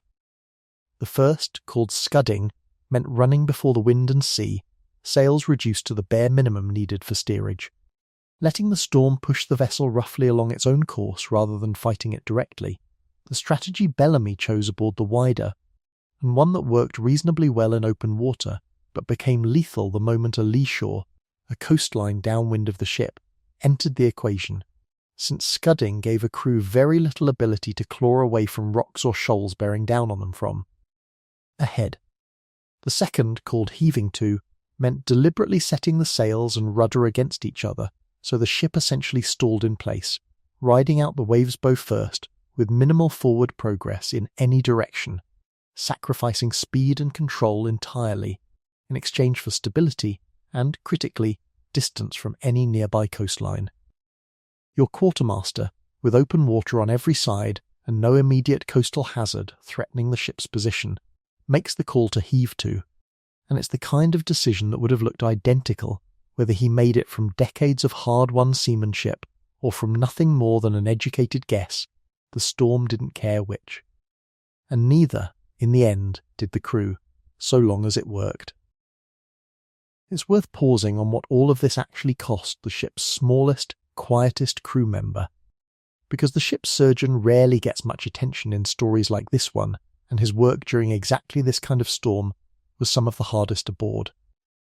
A man named Percival Hale, ship's surgeon by vote and by the simple fact that he was the only man aboard who'd had any formal medical apprenticeship at all, spends the worst hour of the storm below decks in a space barely large enough to stand upright in, trying to set a broken forearm on a man thrown hard against a bulkhead by the pitching hull, working by a single shielded lantern because open flame anywhere near the powder store was strictly forbidden even in an emergency. Ship surgeons of this era, whether serving willingly or, as was common, pressed into service specifically for their skills the same way Elias Cobb had been pressed for his sailmaking, carried a documented and genuinely elevated status under most pirate articles, often receiving extra shares of plunder in recognition of how essential and how scarce their training actually was, and in some surviving articles, an explicit exemption from combat duty, so their hands stayed steady and uninjured for exactly this kind of moment. Hale gets the arm set, the man stabilised, and does it all without a single wasted motion, because a storm gives a surgeon no second chances and no room to hesitate, and by the time the worst of the weather passes, he's moved on to two more men with lesser injuries, working through the night with the same quiet, unglamorous competence Elias Cobb showed, checking on his frightened shipmates one deck above him. Here's where the emotional register shifts, and it's worth letting it sit rather than rushing past it with another joke, because this is exactly the kind of moment the strongest sea stories from this era earn honestly rather than manufacture. As the storm reaches its worst, winds strong enough, by later crew testimony recorded after similar storms of the period, to make it impossible to stand upright on deck without a handhold. Rain driving nearly horizontal, the ship pitching hard enough that men below were thrown from their hammocks, it's Cobb, still favouring his rope-burned hand, who moves quietly through the crowded, terrified crew below decks, checking on the men too seasick or too frightened to do anything but cling to whatever they could reach. Saying little, just making sure nobody was alone in the worst of it. There's no grand speech in the record for a moment like this, because there wouldn't have been one in real life either. What there was, on ships that survived storms like this one, was exactly this kind of quiet, unglamorous checking in. One frightened man making sure the next frightened man wasn't facing it entirely by himself. Within a year of a storm like this one, crews that survived tended to develop their own private rituals around it, and this ship was no exception. Bishop the Cat, having correctly predicted the storm's approach by every account the crew cared to remember afterward, received an unofficial but very real promotion in status, extra rations, first pick of any warm corner below decks. And a standing rule, never formally voted into the ship's written articles but enforced with total seriousness anyway, that nobody was to disturb him when he'd gone quiet and hidden. It's easy to laugh at a pirate crew building a genuine early warning tradition around a nervous cat. It's harder to laugh once you understand that this storm, and storms like it, killed a documented and substantial fraction of everyone who went to sea in the Golden Age of Piracy, and that any signal, however unscientific it looked on paper, that bought a crew even a few extra hours to shorten sail and lash down gear, was, in the most literal sense, a matter of life and death. By the time the ship was careened for the second time that year, a routine but genuinely essential maintenance process in which a vessel was deliberately run aground in shallow water or tilted against a dock at low tide, exposing the hull below the waterline so accumulated barnacles, weed growth, and the wood-boring shipworm that plagued every wooden vessel in tropical waters could be scraped. Clean and any storm damage properly patched, the crew had settled back into the unglamorous, physically brutal labour that actually made up the overwhelming majority of pirate life, storm and battle notwithstanding. Careening required beaching the entire ship, unloading virtually all of her guns, provisions and cargo to lighten her enough to tip onto her side, and left the crew catastrophically vulnerable for the several days the work took, unable to sail or fight effectively if a rival crew or a naval patrol happened upon them mid-careen. Which is precisely why pirate crews guarded their careening locations with real secrecy, favouring isolated little charted coves and inlets, specifically because a ship on her side with her guns stripped out was, for those few days, the single most defenceless a pirate vessel ever became. The storm damage from this particular crossing turns out to be extensive enough that the work runs nearly a week rather than the usual 2 or 3 days, planking sprung by the pounding seas needing full replacement rather than simple caulking. And by the time the ship is finally righted, reloaded, and refloated, even Bishop the Cat seems visibly relieved to have solid, unmoving ground back under his paws for a few final days before the crew hauls him, protesting loudly, back aboard. By the time the storm finally broke, and on this particular voyage, unlike the widers, it did break, the wind slackening, the swell gradually settling from violent chaos into merely rough, the sky lightening from black-green to a washed, exhausted grey, the crew had lost no one. Not every pirate voyage through a hurricane ended that way, and it's worth being honest about that, rather than pretending storm sense and a good cat were any guarantee. Bellamy's men had every bit as much accumulated maritime wisdom as this crew, arguably more given how experienced his fleet's sailors were. And it didn't save them. because sometimes a storm simply arrives faster and harder than any warning system, however well earned, can outrun. What separated survival from disaster was rarely certainty. It was almost always speed of response to uncertain, partial, imperfect signs, a nervous cat, a shifting swell, a strange calm, acted on early enough to matter. By a crew and a command structure built, unusually for the era, around fast collective decision-making rather than waiting on orders from an owner an ocean away. What happens in the hours right after a storm like this one passes, the quiet, almost giddy relief of a crew that fully expected to die and didn't, deserves its own moment before we move past it, because it's the flip side of everything you've just felt. Men who'd been shaking with fear an hour earlier are laughing too loudly at nothing in particular. Someone breaks out whatever rum ration survived the pitching hold, and Cobb, hands still wrapped and throbbing, gets handed the first cup without anyone needing to say why. The relief is its own kind of storm, honestly, just a gentler one, and it passes through the ship in its own way before the ordinary business of sailing resumes. Within a month of that storm, ordinary shipboard routine has fully reasserted itself, and it's worth noting how quickly that happens, because it's as true and as human a detail as the fear itself was. Elias Cobb goes back to mending sail as though nothing happened, though the crew notices, without ever quite commenting on it directly, that he checks the security of his waist rope a little more carefully now, before going aloft in anything stronger than a moderate breeze. Bishop the Cat resumes his ordinary patrol of the hold, hunting the rats that no amount of pirate superstition ever managed to fully eliminate from a wooden ship's stores. Restless nights apparently forgotten the moment the barometric pressure, invisible to him as a number but not as a feeling, returned to normal. And you, several weeks removed from the worst night of your young pirating career so far, find that the fear has settled into something more like respect than terror, not the frozen panic of the storm's worst hour, but a steadier, quieter awareness that the ocean had shown you exactly what it was capable of, and that surviving it once was no guarantee at all against having to survive it again. There's a bitter irony worth sitting with as this chapter closes, because it points directly toward where tonight's journey goes next. The storm that nearly took Elias Cobb's life, and the crew's genuine collective effort to see it coming, stands in sharp contrast to a much more famous pirate's final hours. The man whose downfall came not from a storm he failed to predict, but from an enemy he underestimated, and whose death, more than perhaps any other single event in Golden Age piracy, is the reason ghost ship legends still cling to one particular stretch of the American coastline centuries later. Smoke and the copper smell of blood hung over the shallow water off Ocracoke Island, North Carolina, on the morning of November 22nd, 1718, a cold, grey autumn morning by every surviving account of the region's weather that season, thick enough that men aboard both vessels locked in the fight later swore they'd choked on it. Edward Teach, the man history remembers as Blackbeard,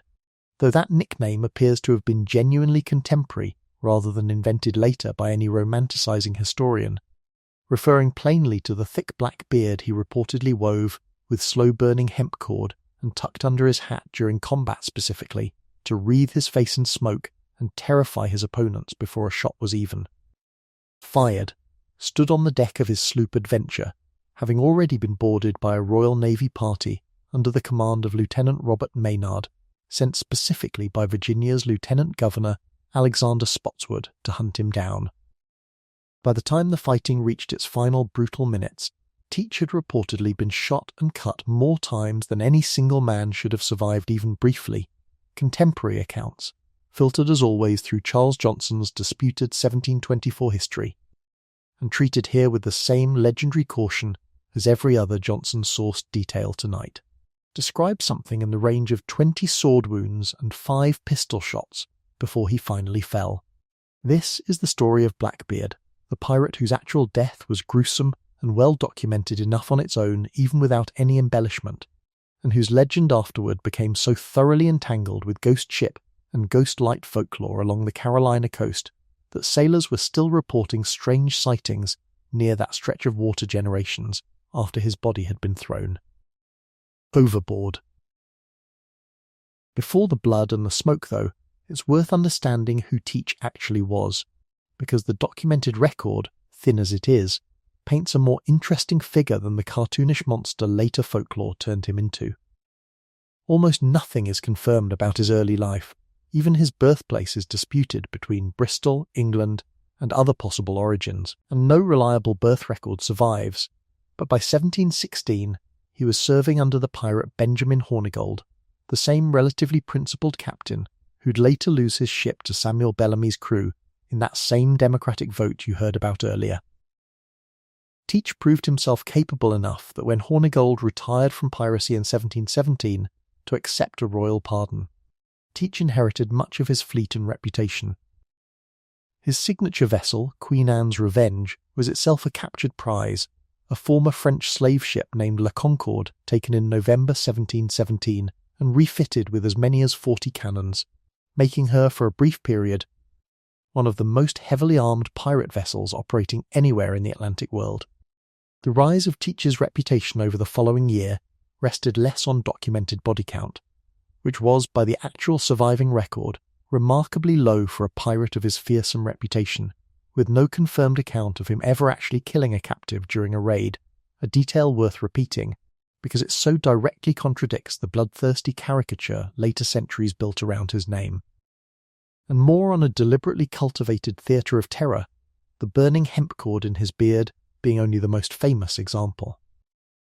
This is the story of a man who understood, arguably better than any other pirate of the Golden Age, that a fearsome enough reputation could accomplish what actual violence often couldn't. Convincing merchant crews to surrender without a fight at all, preserving both cargo and lives on both sides in the process. In May 1718, he staged his most audacious act, blockading the port of Charleston, South Carolina, with his small fleet, holding the entire harbour hostage and demanding, remarkably, not gold, but a chest of medicine, likely to treat venereal disease or some other ailment afflicting his crew, which the terrified colony delivered without resistance. The Charleston blockade deserves a closer look than a single sentence can give it, because the specific details of what Teach actually demanded and how the colony actually responded tell you more about his real methods than any amount of beard smoke theatre. For roughly a week in late May 1718,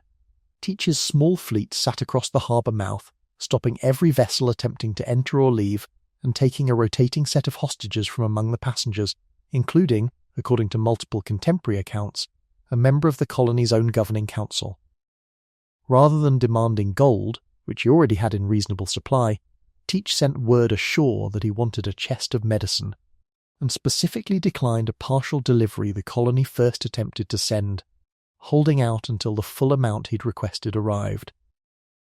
Historians studying the incident have generally read this as evidence that a genuine outbreak of illness, likely venereal disease given the specific composition of medicines later accounts describe being delivered, was affecting his crew badly enough to warrant risking a major, highly visible act of open piracy against a colonial capital rather than simply raiding smaller, less defended targets for the same goods.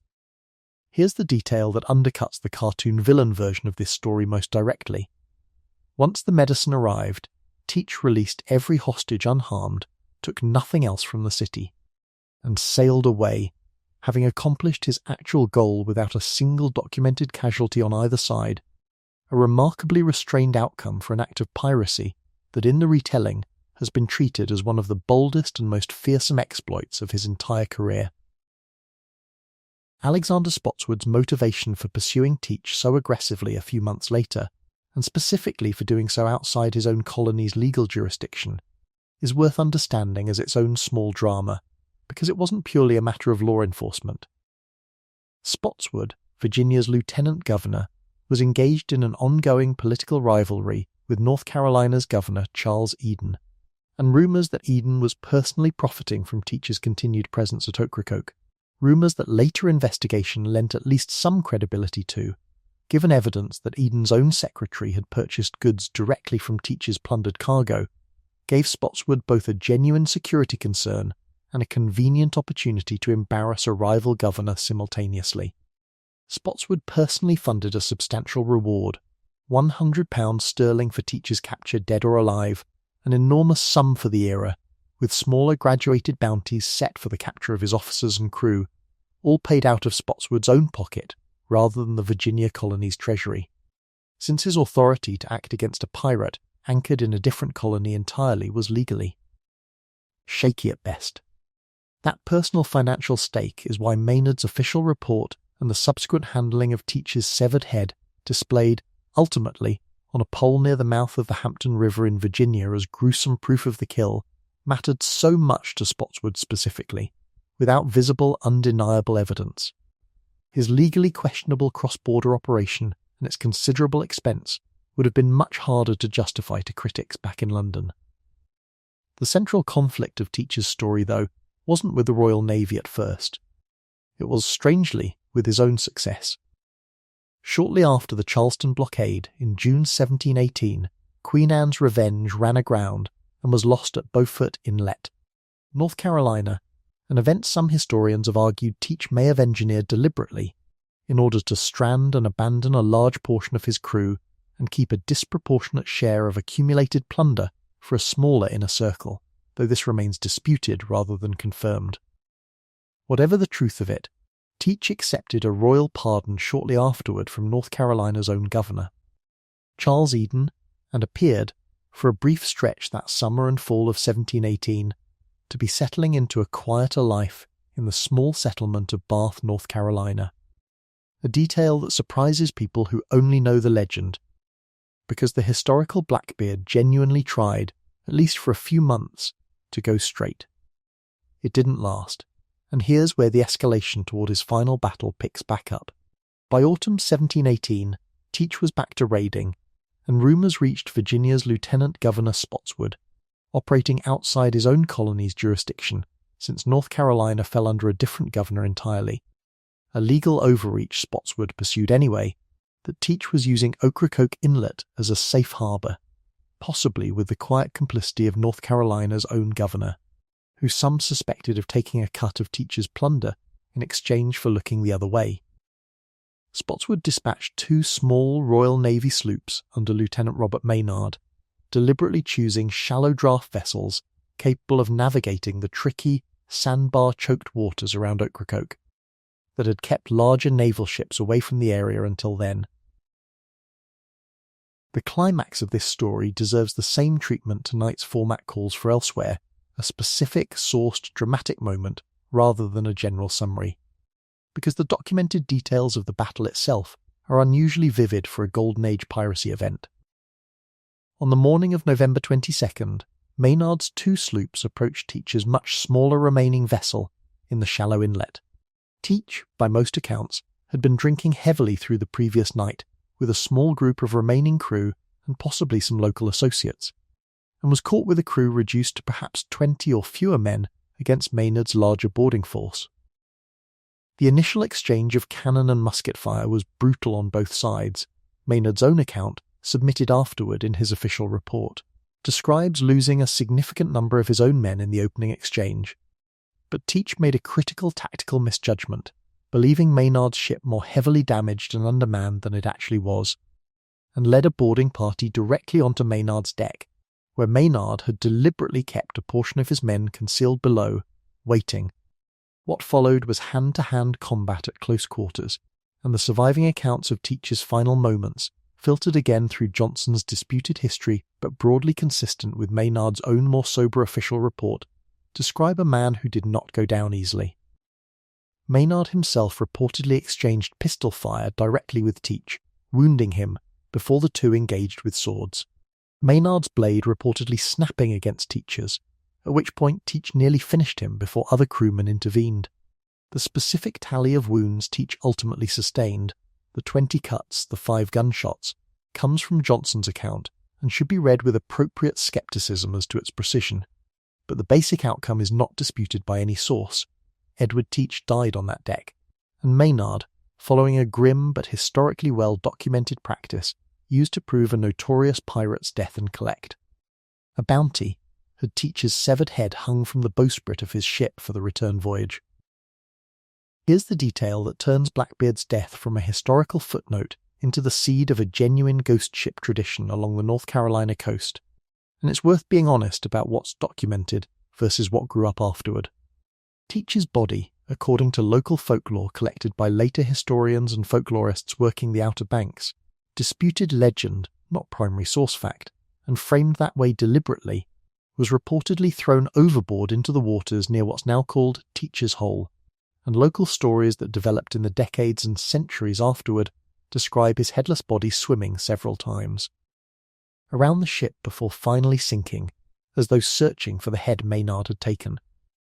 From that story grew a broader and more durable local tradition that on certain nights, particularly ahead of storms moving up the Carolina coast,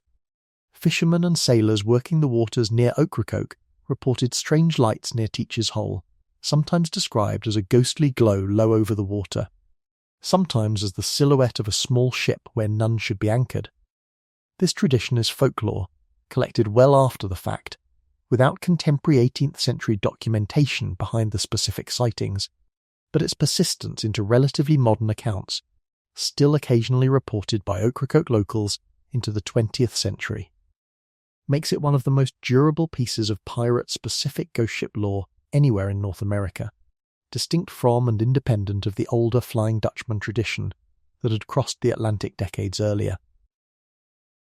Charles Johnson's disputed 1724 history is also the sole source for one of the most persistent and least reliable pieces of the entire Blackbeard legend, and it's worth addressing directly rather than letting it pass unremarked, since it shows up constantly in modern retellings stated as settled fact. Johnson claims Teach married 14 times, the final marriage to a girl of about 16 taking place in Bath, North Carolina, shortly before his death, with Johnson further alleging, luridly and without any corroborating documentation whatsoever, that Teach would sometimes force this final wife to entertain his crew in his presence. No surviving colonial marriage record, court document, or independent contemporary account supports the claim of 14 marriages, and modern historians studying the Blackbeard record generally treat the number, and the more scandalous details attached to it, as exactly the kind of dramatised invention Johnson's own reputation for embellishment should make you sceptical of by default. What may have a kernel of truth beneath the exaggeration is the Bath marriage itself, since Teach's brief documented residence there during his short-lived retirement under Governor Eden's pardon makes a local marriage at least plausible, but the specific number 14 and everything Johnson attaches to it belongs firmly in the same disputed legend category as Vanderdecken's cursed oath. And the Palatine's burning ghost light, a story repeated so often it's calcified into apparent fact, resting on a single unreliable secondary source. The trial of Teach's surviving crew members in Williamsburg deserves a closer look than a single passing mention, because the outcomes varied considerably and tell you something real about how colonial admiralty justice actually functioned. Of the men captured alive after the Ocracoke battle, the documented record shows the majority were convicted and hanged, but a meaningful handful, echoing exactly the kind of forced service defence that had saved Thomas Davis after the Wider's wreck the previous year, successfully argued they had been compelled into piracy against their will and secured acquittals or pardons. One notable case involved a ship's surgeon among Teach's crew, whose specialised medical skill and testimony that he had been forcibly detained specifically because of that skill, mirroring Percival Hale's situation aboard the fictional crew earlier tonight, persuaded the court to spare him, a pattern repeated often enough across multiple Golden Age piracy trials that historians studying the surviving court records have identified it as a genuine recognised legal category rather than a one-off exception. Colonial Admiralty courts, whatever their reputation for harshness, were capable of drawing real distinctions between willing pirates and pressed men, provided the pressed men could produce credible witnesses or a consistent enough account to back their claim. It's worth adding one final sobering number to this account before moving to the quieter note this chapter deserves to end on. Maynard's own casualties in the battle were considerable enough that his official report specifically credits his victory to the concealed reserve of men rather than any straightforward numerical advantage, since Teach's smaller crew, badly outnumbered on paper, very nearly turned the fight in their own favour during the initial boarding exchange. That near reversal is part of why the legend of Teacher's death grew as large as it did so quickly. A battle that could easily have gone the other way, decided in the end by a hidden reserve and Teacher's own single fatal misjudgment about how badly damaged Maynard's ship actually was, makes for a far more compelling story than a simple, lopsided route would have. There's a piece of quiet, documented human decency worth sitting with before this chapter moves on, because it's easy to let a story this violent flatten into pure spectacle. Several of Teacher's surviving crew, captured after the battle and put on trial in Williamsburg, Virginia, argued in their own defense successfully in at least one documented case, that they had been forced into piracy against their will, the same defense that saved Thomas Davis after the Wider wreck a year earlier. Pirate crews of this era were not, contrary to the uniform villainy of later legend, uniformly willing participants, a meaningful fraction of any given crew by multiple surviving trial records, consisted of pressed men who'd been given the stark choice of joining or being marooned, and who took the first opportunity a court offered to explain the difference. It's worth closing the loop on Queen Anne's revenge herself before moving past Teacher's story entirely, because her own rediscovery mirrors the Widers in ways that reinforce just how much of this entire tradition depends on patient, modern underwater archaeology rather than legend alone. A team led by the private firm Intersal Inc. located a wreck believed to be Queen Anne's Revenge off Beaufort Inlet, North Carolina, in November 1996, and subsequent decades of careful excavation, conducted jointly with North Carolina's own state archaeology program, have recovered thousands of artifacts from the site, cannons, navigational instruments, and a ship's bell among them, that collectively support, though without the single, unambiguous inscribed confirmation the Wider's bell provided, the identification of the wreck as Teacher's own flagship. The site remains an active research area even now, decades after its initial discovery, a reminder that the physical evidence behind these legends is very often still being pulled, slowly and carefully, out of the sand centuries after the ships themselves went down. What Blackbeard's death actually changed, in the broader arc of Golden Age piracy, was less about ghosts and more about deterrence.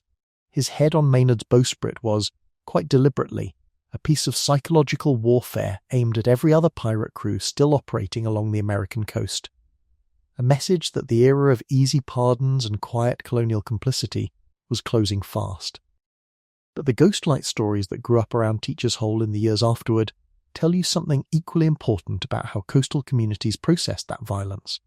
By folding Blackbeard's death into the same warning light tradition that already governed how sailors thought about danger at sea, Ocracoke's fishing families turned a genuinely gruesome historical event into a piece of protective folklore, a story that, whatever its literal truth, kept getting told precisely because it kept teaching new generations of local sailors the same lesson every ghost ship story in this genre eventually teaches: when the water looks wrong, believe it. That lesson: trust the warning, even an irrational one,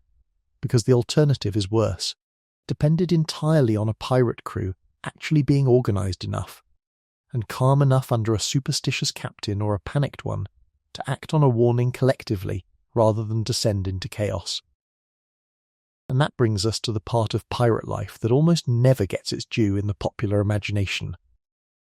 The actual, written, voted upon system of rules that let a ship full of criminals, many of them press ganged against their will, function as a coherent unit at all, fear and superstition included. The parchment smells faintly of tallow and old ink, and the quill in your hand feels heavier than it has any right to, because what you're about to sign, or, if you can't write, mark with an X the quartermaster will witness, is the single document that will govern nearly every aspect of your life for as long as you sail under this crew's black flag.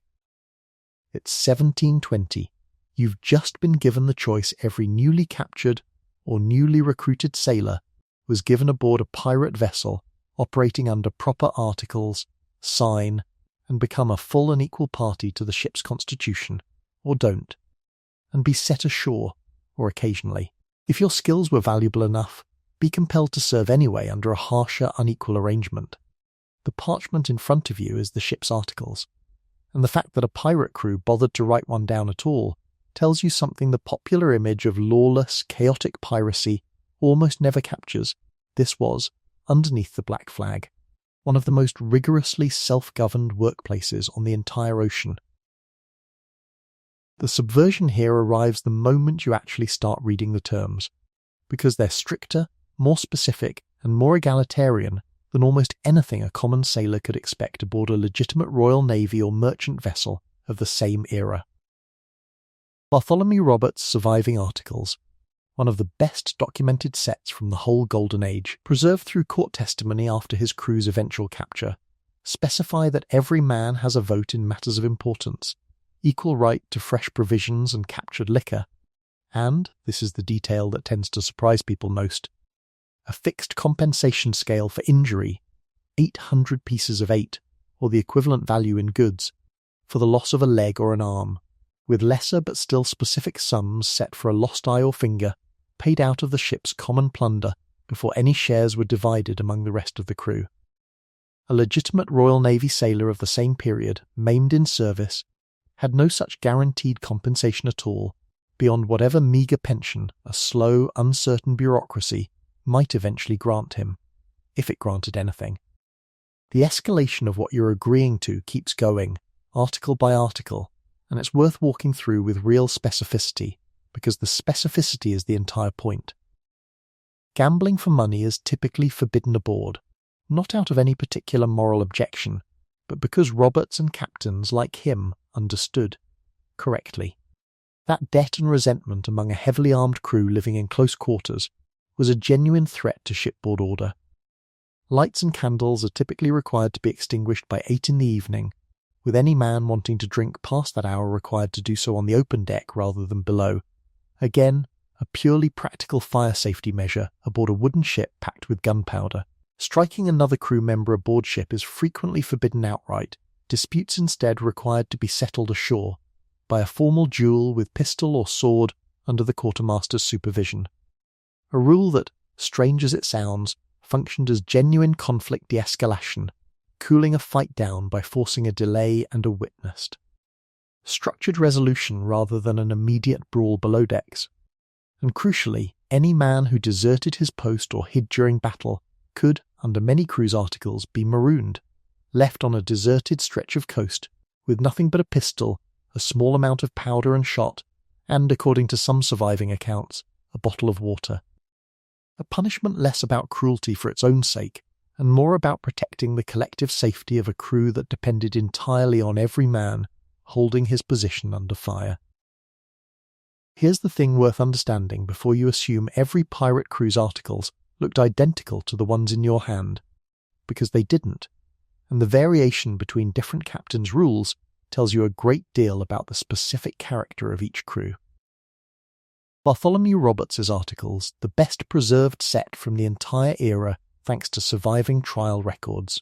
banned any woman or boy from being brought aboard at all, on pain of death for whoever brought them, a rule Roberts' own crew took seriously enough that it's documented as genuinely enforced, in sharp contrast to Calico Jack Rackham's crew a few years earlier,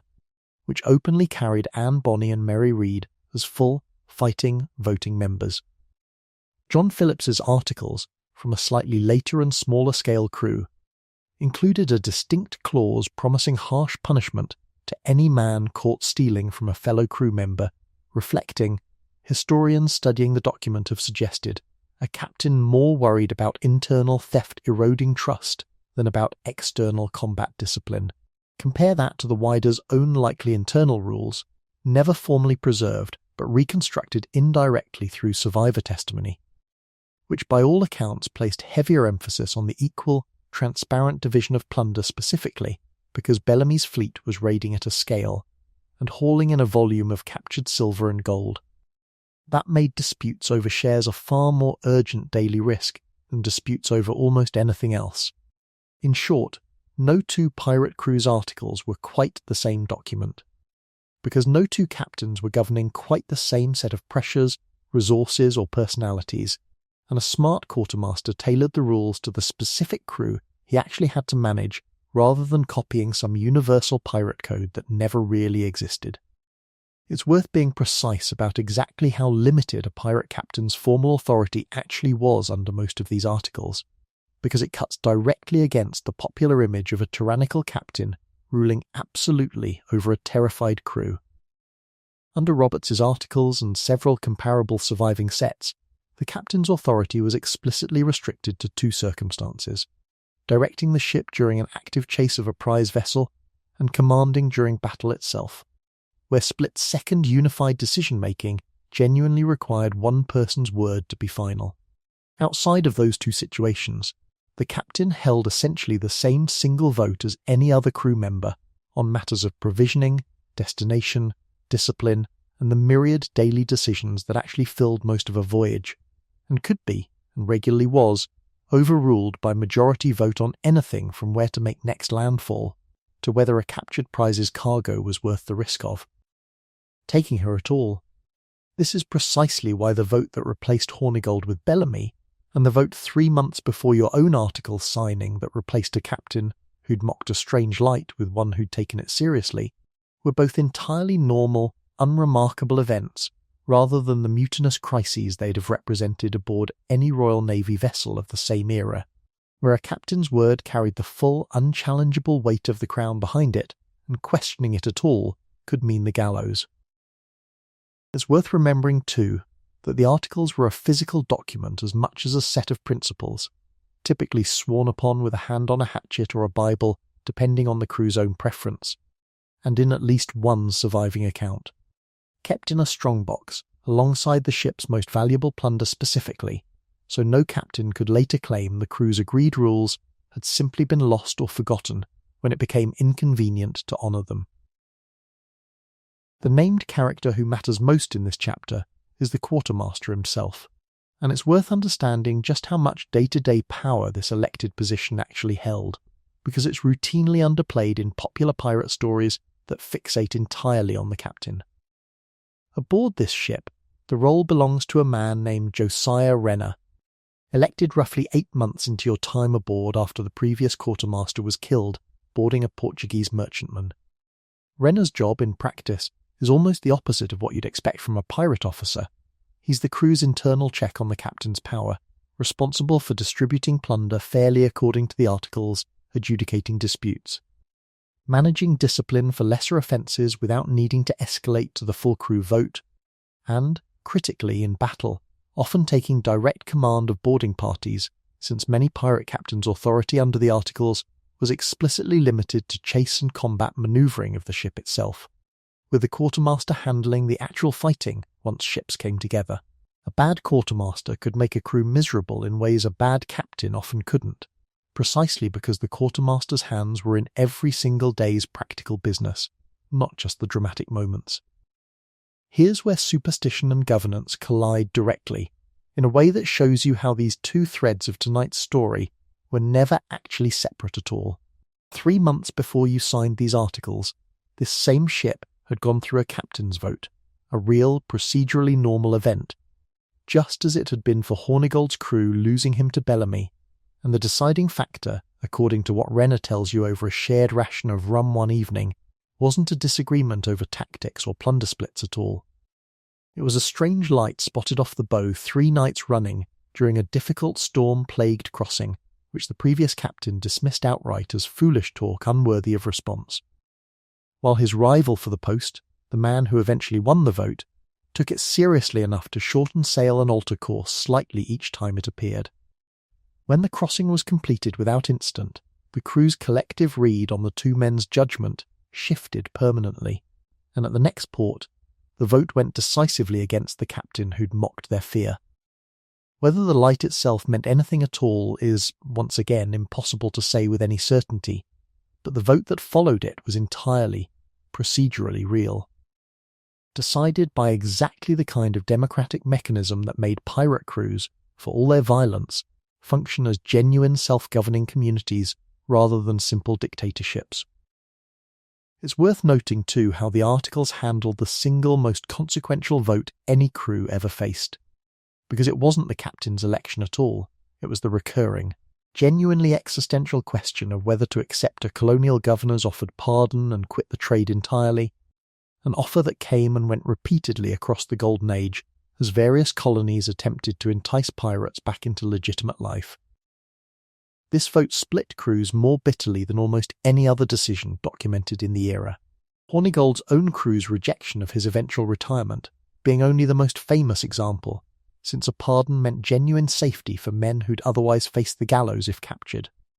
but also meant walking away from a system of shared voted governance that, whatever its dangers, had given many of these same men more say over their own lives and labour than they'd ever had in legitimate service. Renner tells you, on a quiet evening not long after Cuffy's compensation was paid out, that he'd turned down exactly such a pardon once already, on a different ship, under a different captain, for precisely that reason. By your first anniversary aboard, having watched Renner adjudicate 2 separate disputes, personally witnessed one man paid out under the Article's compensation scale after losing 3 fingers to a jammed block and tackle, and voted yourself in 2 separate crew-wide decisions, you understand something the mocking, cartoonish version of pirate history tends to erase entirely. Fear, superstition, and formal governance weren't competing forces aboard a ship like this one. They ran on the exact same track. A crew that took a strange light seriously enough to shorten sail was applying the same collective consultative instinct that let them vote out an incompetent captain, adjudicate a dispute over a lost tooth in a fight, or agree on how much of the common plunder went toward buying fresh provisions at the next port instead of straight into individual pockets. The Articles didn't exist despite the crew's superstitions. In a real sense, they existed because of the same underlying impulse, a group of men with no king, no admiral, and no distant company owner to answer to, trying, imperfectly, but often quite effectively, to protect each other from a genuinely enormous number of ways to die. There's a moment of real tenderness worth sitting with here, tied to Renner specifically rather than left as an abstract point about governance, because that's what actually carries emotional weight in a story like this one. The man who lost 3 fingers to the block and tackle, a young, formerly enslaved man from South Carolina named Cuffy, who joined the crew freely after his own escape and sailed under full and equal Articles for 2 years by this point, his voting rights and share identical to any other man aboard, a genuine and well-documented feature of several Golden Age pirate crews, received his compensation from Renner personally, counted out in front of the assembled crew rather than handed over quietly, specifically so that every man aboard could see the Articles honoured in practice and not just on parchment. Cuffy stayed aboard afterward, adapted his knot work and rigging duties around the injury, and by all accounts remained one of the crew's most respected hands, his missing fingers becoming, over time, less a mark of tragedy and more a kind of quiet proof that the ship's promises actually meant something. The distinction between a man who signed the Articles freely and a man compelled to serve mattered enormously aboard ship, not just at a later trial, and it's worth understanding how a crew like yours actually handled that difference day to day, rather than treating it as a legal technicality that only mattered once you'd been captured. Renner keeps, by long habit rather than any formal requirement, a rough mental account of exactly how each man aboard came to be there, who signed willingly at a tavern in Nassau, who was given the standard choice of joining or being set ashore after their merchant vessel was taken, and who, like Elias Cobb the sailmaker, was formally voted a forced man because his specific trade skill was judged too valuable to release. This distinction shaped a forced man's actual treatment aboard in small, practical ways. Forced men were sometimes excused from certain votes on future raiding targets, on the theory that a man who hadn't chosen this life shouldn't be made to formally endorse its next act, and were, per several surviving crews' documented practice, generally given somewhat more latitude to argue for release at the next port than a man who'd signed the Articles of his own free will and was now trying to back out. None of this made forced service comfortable, and Cobb's own private resentment at his situation never fully goes away over his months aboard. But it does show a crew making a genuine, documented effort to distinguish coercion from choice even within their own ranks, months and possibly years before any of it would matter to an Admiralty court weighing the same distinction after capture. You get to see the assured dual provision of the articles put into actual practice about 4 months after Cuffy's compensation was paid out, and it's worth walking through because it demonstrates exactly how a rule meant to prevent chaos actually functioned in the moment chaos threatened to break out. 2 crewmen, arguing over a disputed card game despite the article's general ban on gambling for money, come to blows on deck one evening, and rather than letting the fight run its course, Renner physically separates them himself. Invoking the article by name in front of the gathering crowd of onlooking crew and declaring the matter settled ashore, by formal duel at the next available landfall. This produces an oddly comic effect that would have made sense to everyone aboard at the time. Both men, whose fury moments earlier had seemed genuinely dangerous, spend the following several days of the voyage in an increasingly awkward cooling-off silence, neither one willing to back down from the coming duel, and neither one, if you watch closely, actually eager to go through with it either. By the time landfall finally comes, 3 weeks later, the duel that follows is almost anticlimactic. A single exchanged round of pistol fire at a paced distance, both men deliberately or accidentally missing. Honour judged satisfied by the mere fact that neither flinched, and the whole dispute formally closed under Renner's supervision without a drop of blood spilled aboard ship or off it. Here's the practical genius the article's authors clearly understood, whether or not they'd have described it in these terms. A mandatory delay, a change of venue, and a witnessed structured ritual turned out to be a remarkably effective way to let 2 furious men's anger burn itself out before it could do any real damage to a crew that depended. In the most literal life or death sense, on everyone still trusting and fighting alongside everyone else the very next time a Royal Navy sloop or a hurricane came calling.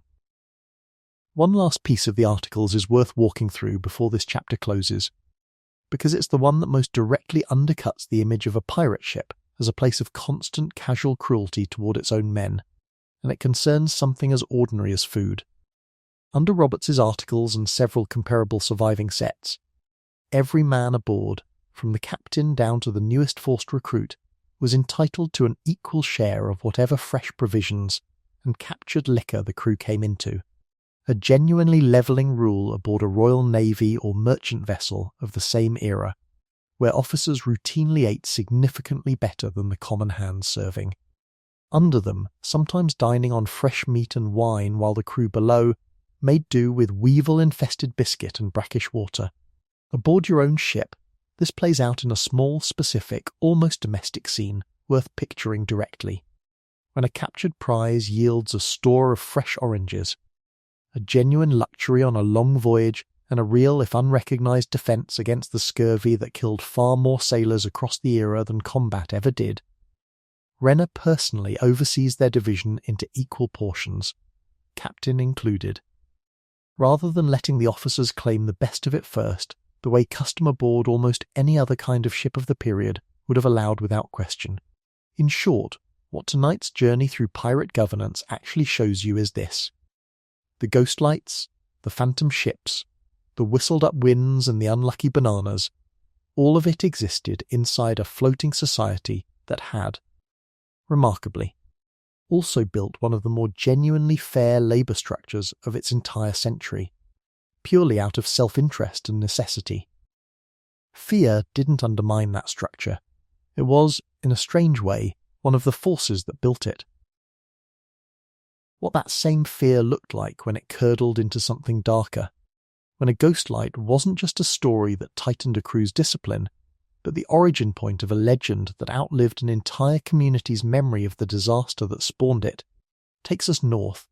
to a small island off the coast of Rhode Island, and a wreck that became one of New England's most enduring pieces of maritime folklore. The Princess Augusta struck the rocks off Block Island, Rhode Island, in the closing days of December 1738, in weather already turning bitter and unforgiving even before the ship herself struck bottom, carrying somewhere in the range of 200 to 340 German Palatine immigrants, the exact figure disputed across surviving sources, bound for Philadelphia after a brutal transatlantic crossing that had already killed a significant portion of the passengers and crew to disease and privation before the ship ever reached New England waters at all. This is the story of the ship New Englanders came to call the Palatine, and the ghostlight that generations of sailors, including men with well-documented pirate and privateering backgrounds working out of Rhode Island's notoriously permissive ports, swore they saw hovering low over the water off Block Island for more than a century afterward. Always, according to the tradition, appearing most vividly in the hours before a storm. Rhode Island's connection to piracy is worth establishing clearly before the wreck itself even enters the picture, because it's not incidental to this story, it's the reason the legend took the specific shape it did. Newport, Rhode Island, functioned throughout the late 17th and early 18th centuries as one of the most notoriously pirate-friendly ports anywhere in English North America. Its colonial government repeatedly investigated and criticised by royal officials for looking the other way on smuggled and outright pirated goods. In exchange for the substantial economic benefit piracy and privateering brought to local merchants. Block Island itself, isolated and genuinely difficult for colonial authorities to police, closely given its distance from the mainland, developed alongside this a genuine and well-documented reputation for wrecking. The practice, whether opportunistic or, according to persistent but disputed local legend, sometimes deliberately engineered by luring ships onto the rocks with false lights, of stripping wrecked vessels of their cargo before authorities or survivors could organise a proper salvage. The line between a Block Island wrecker and a Rhode Island privateer turned pirate was, in the first decades of the 18th century, thinner than either group would likely have admitted. Wrecking itself deserves a moment of plain definition before the legend gets more complicated, because it operated as its own semi-organised economic activity along dangerous coastlines throughout the colonial Atlantic world, not unique to Block Island at all. Coastal communities from Cornwall in England to the Bahamas built entire seasonal economies around salvaging cargo from ships that ran aground on local hazards, and while the most sensational stories, Whittier's Palatine poem very much included, describe deliberate false lights luring ships to their doom, documented historical and legal records from multiple wrecking regions suggest the far more. Common reality was considerably less dramatic. Communities simply positioned to reach a wreck first, salvaging cargo that maritime law of the era treated, in many jurisdictions, as legitimately claimable once abandoned, grey area though that legal status often was. The central disputed legend of the Princess Augusta's wreck grew directly out of this wrecking culture, and needs the same careful disputed versus documented framing tonight has used throughout. According to local Block Island folklore collected and published starting in the 19th century, most famously in a poem by John Greenleaf Whittier that did more to spread and calcify the legend than any earlier oral account, island residents deliberately lured the already storm-battered ship onto the rocks with false signal lights, murdered or abandoned surviving passengers, plundered the cargo, and then, in the most dramatic and most disputed version of the tale, set the wrecked hull ablaze with at least one passenger, sometimes named as a woman too ill or too frightened to be moved, still aboard. Documented historical research conducted well after Whittier's poem, drawing on surviving ships' records and colonial correspondence, complicates this considerably. Contemporary evidence suggests the Princess Augusta's own crew may have already abandoned most of the passengers and looted the ship themselves before it ever reached Block Island waters, with local islanders' actual role limited primarily to salvaging an already largely emptied and dying vessel, rather than orchestrating the atrocity Whittier's poem describes. In short, the legend of deliberate mass murder by Block Island wreckers appears to be exactly that. Legend, likely a later moral embellishment layered onto a genuinely tragic but more mundane maritime disaster. And it should be treated with the same scepticism tonight has applied to Johnson's pirate biographies and the Flying Dutchman's cursed captain. What is far better documented, because it persisted in living memory and repeated first-hand testimony well into the modern era, rather than resting on a single disputed poem, is the ghostlight itself. Beginning within a few decades of the wreck and continuing, by credible 19th and even some 20th century accounts, Sailors and Block Island residents reported seeing a strange glowing light out over the water near the wreck site, sometimes described as resembling a ship fully engulfed in flame, appearing most often, according to the accumulated local tradition, in the hours or days before rough weather moved into the area. This is precisely the kind of sighting this entire tradition has kept circling back to all night. A light where a light shouldn't be, tied to a documented historical tragedy, functioning within the local community as an informal, deeply felt storm warning. It's worth naming the specific person most responsible for turning a regional maritime rumour into a piece of enduring American literary folklore, because without him, the Palatine light might well have faded the way most local ghost stories eventually do. John Greenleaf Whittier, a prominent 19th century American poet, published The Palatine in 1867, drawing on the local Block Island legend as he'd heard it second-hand, and his version, vivid, morally charged, and deliberately unambiguous about the islanders' guilt in luring the ship ashore for plunder, reached a far larger audience than any oral fisherman's tale ever could have on its own. Here's the complicating detail Whittier himself seems to have understood only imperfectly. Block Island's own residents, understandably unhappy at having an act of mass murder attributed to their ancestors in a widely read national poem, pushed back hard in the years following its publication, with island historians producing their own accounts, arguing that the wrecking and looting, while real, had been opportunistic rather than murderously premeditated, and that most of the actual deaths aboard the Princess Augusta had already occurred from disease and the ship's own crew's negligence well before she ever reached Block Island's rocks at all. The dispute between Whittier's dramatic version and the islanders' more defensive counter-history is itself a useful reminder of something this whole tradition keeps circling back to.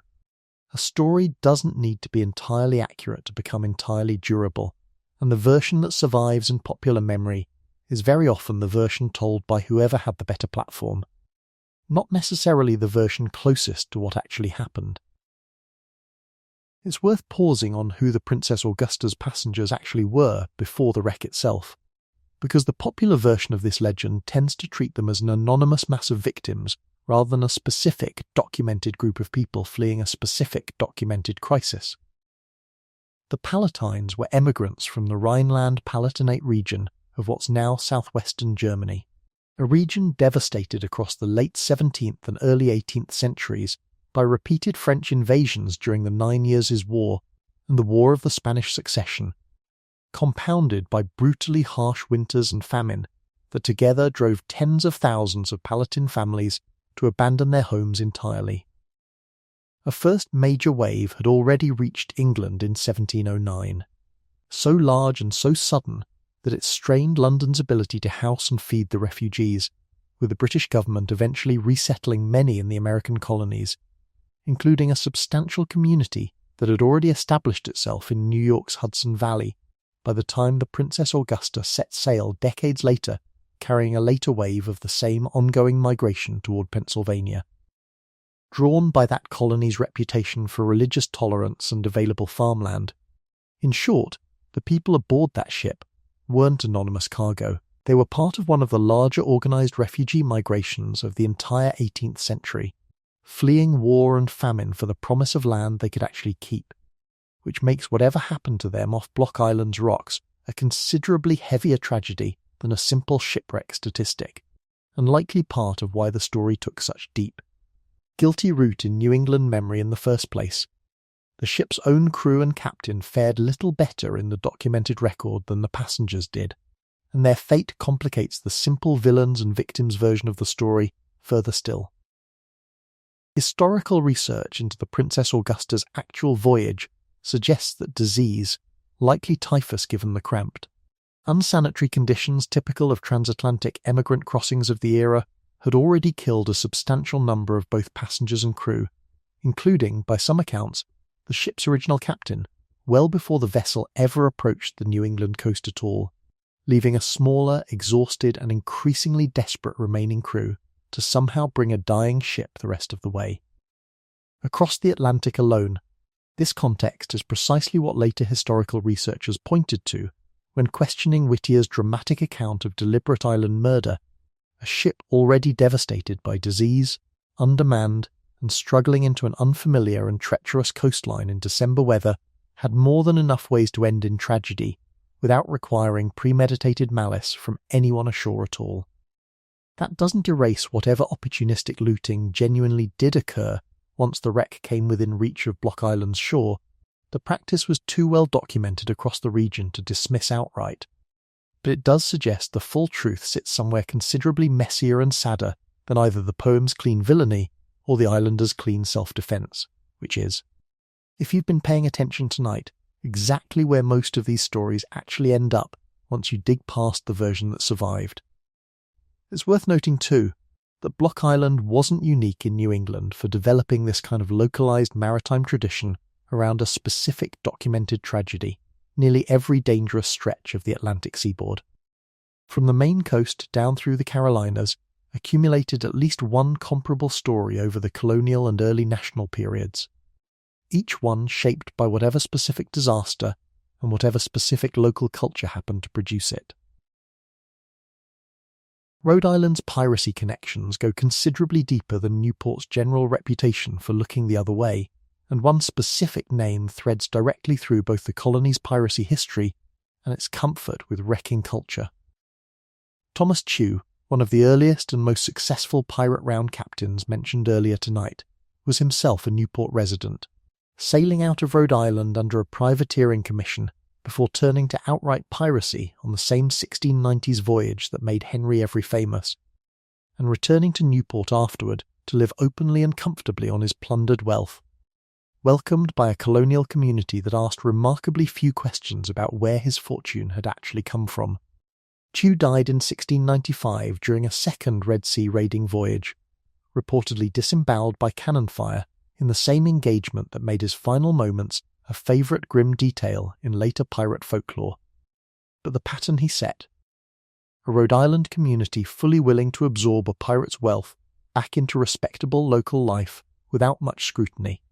persisted for decades afterward, and it's exactly the same permissive local culture that later folklore accused Block Island's own residents of applying to a wrecked immigrant ship's cargo in 1738. Whether or not the specific murder allegations in Whittier's poem hold up, the underlying claim that coastal Rhode Island communities had a documented, generations-long comfort with profiting from ships in distress is not folklore at all. It's simply the colony's own well-recorded economic history. Block Island's dangerous waters eventually got a more conventional kind of warning system,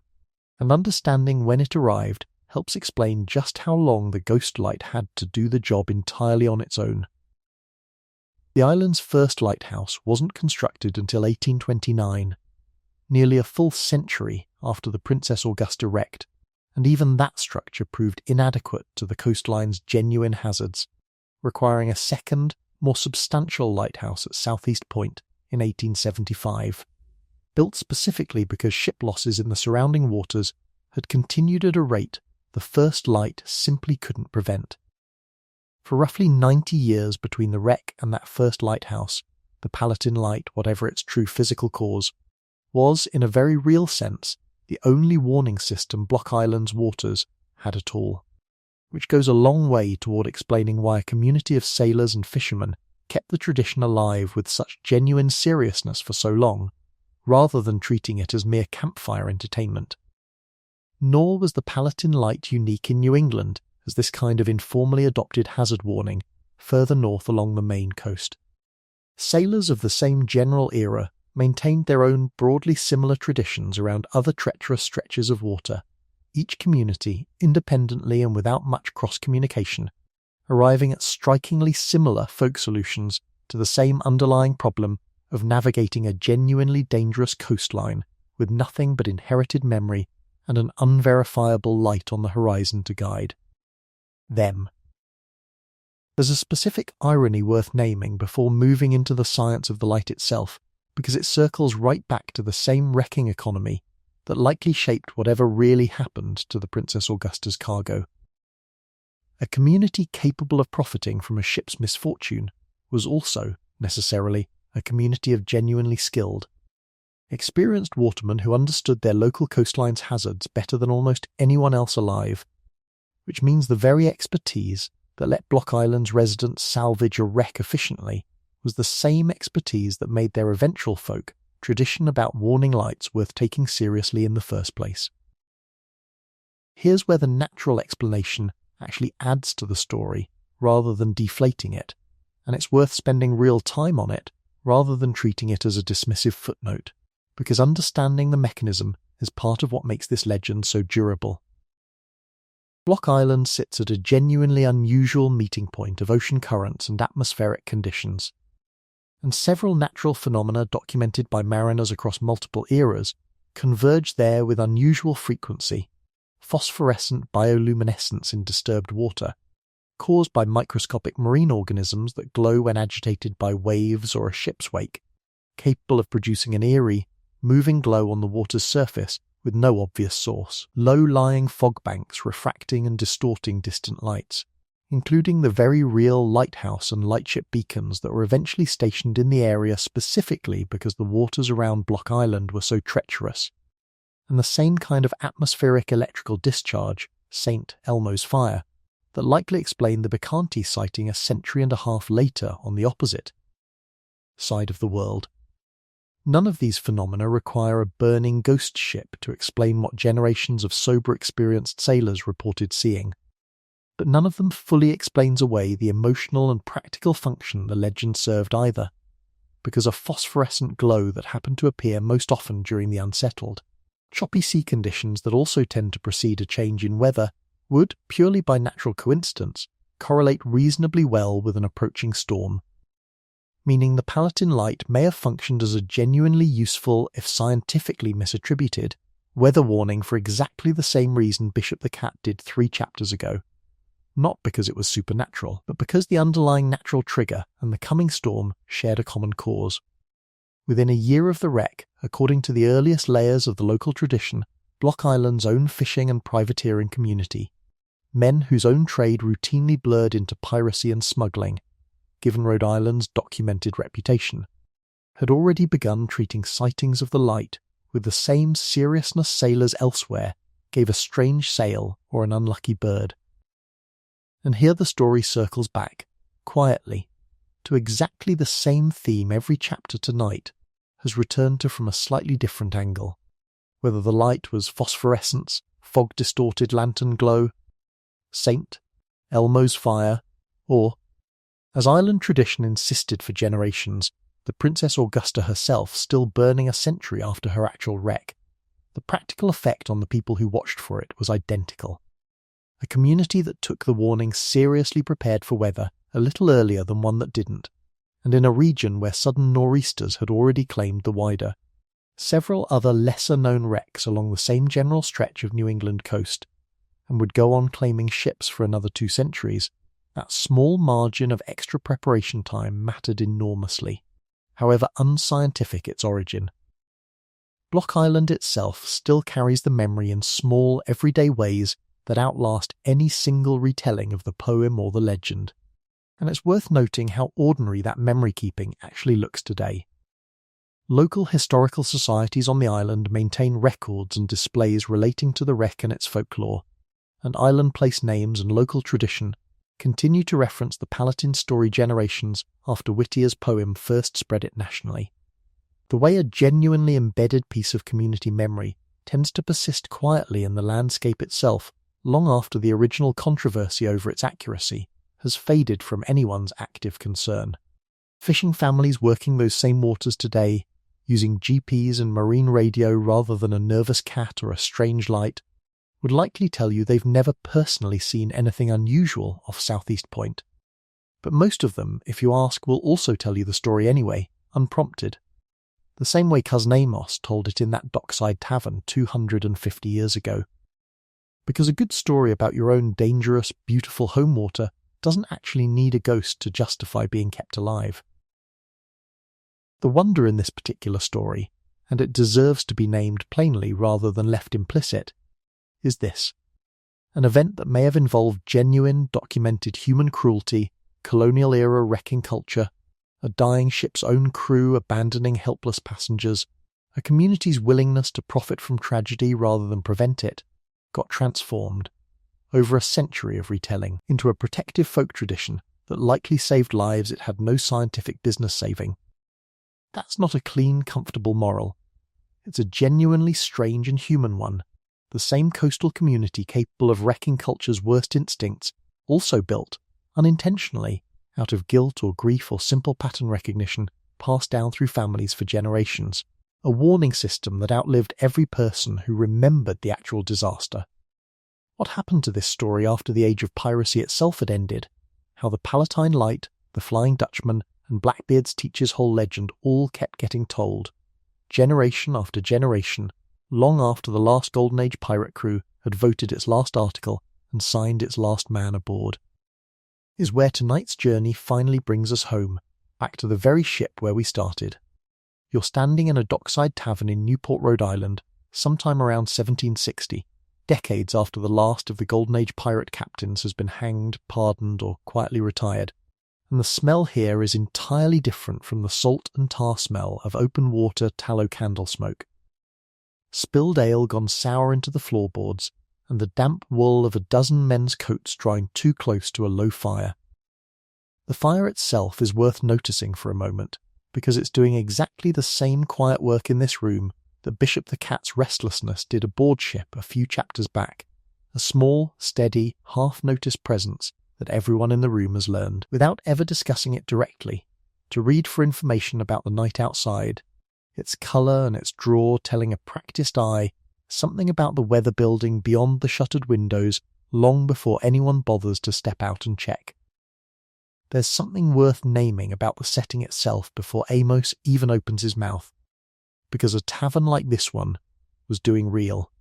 structural work in keeping this whole tradition alive that a single ship's crew, dispersing after every voyage into different berths and different vessels, never could have managed alone. A dockside tavern was where sailors from a dozen different ships, having sailed a dozen different routes and heard a dozen regional variations of the same underlying warning story, all sat down together and traded notes, which is precisely the mechanism that let a Dutch East India legend, a Cape Cod fisherman's account, and a Block Island ghost light all eventually blur together into the same broad, shared, cross-reference body of maritime folklore this entire night has been tracing. This is where the ghost ship legends actually lived most of their working life, not on the deck of any single ship, but in rooms exactly like this one,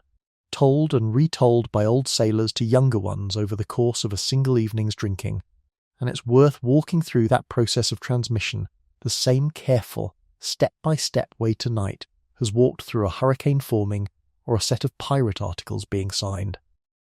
Because a legend surviving 250 years and counting doesn't happen by accident. The setup here is comforting in its familiarity. An old sailor, a man everyone in the tavern simply calls Cousin Amos, though nobody's entirely sure whose actual cousin he is, or ever was, has told some version of this exact story dozens of times. And the younger men gathered around his table tonight settle in with the particular patience of people who've heard the beginning before, and are really just waiting for the details they haven't heard yet. He starts, as these stories generally started, with a place and a specific grounding detail rather than a vague once upon a time.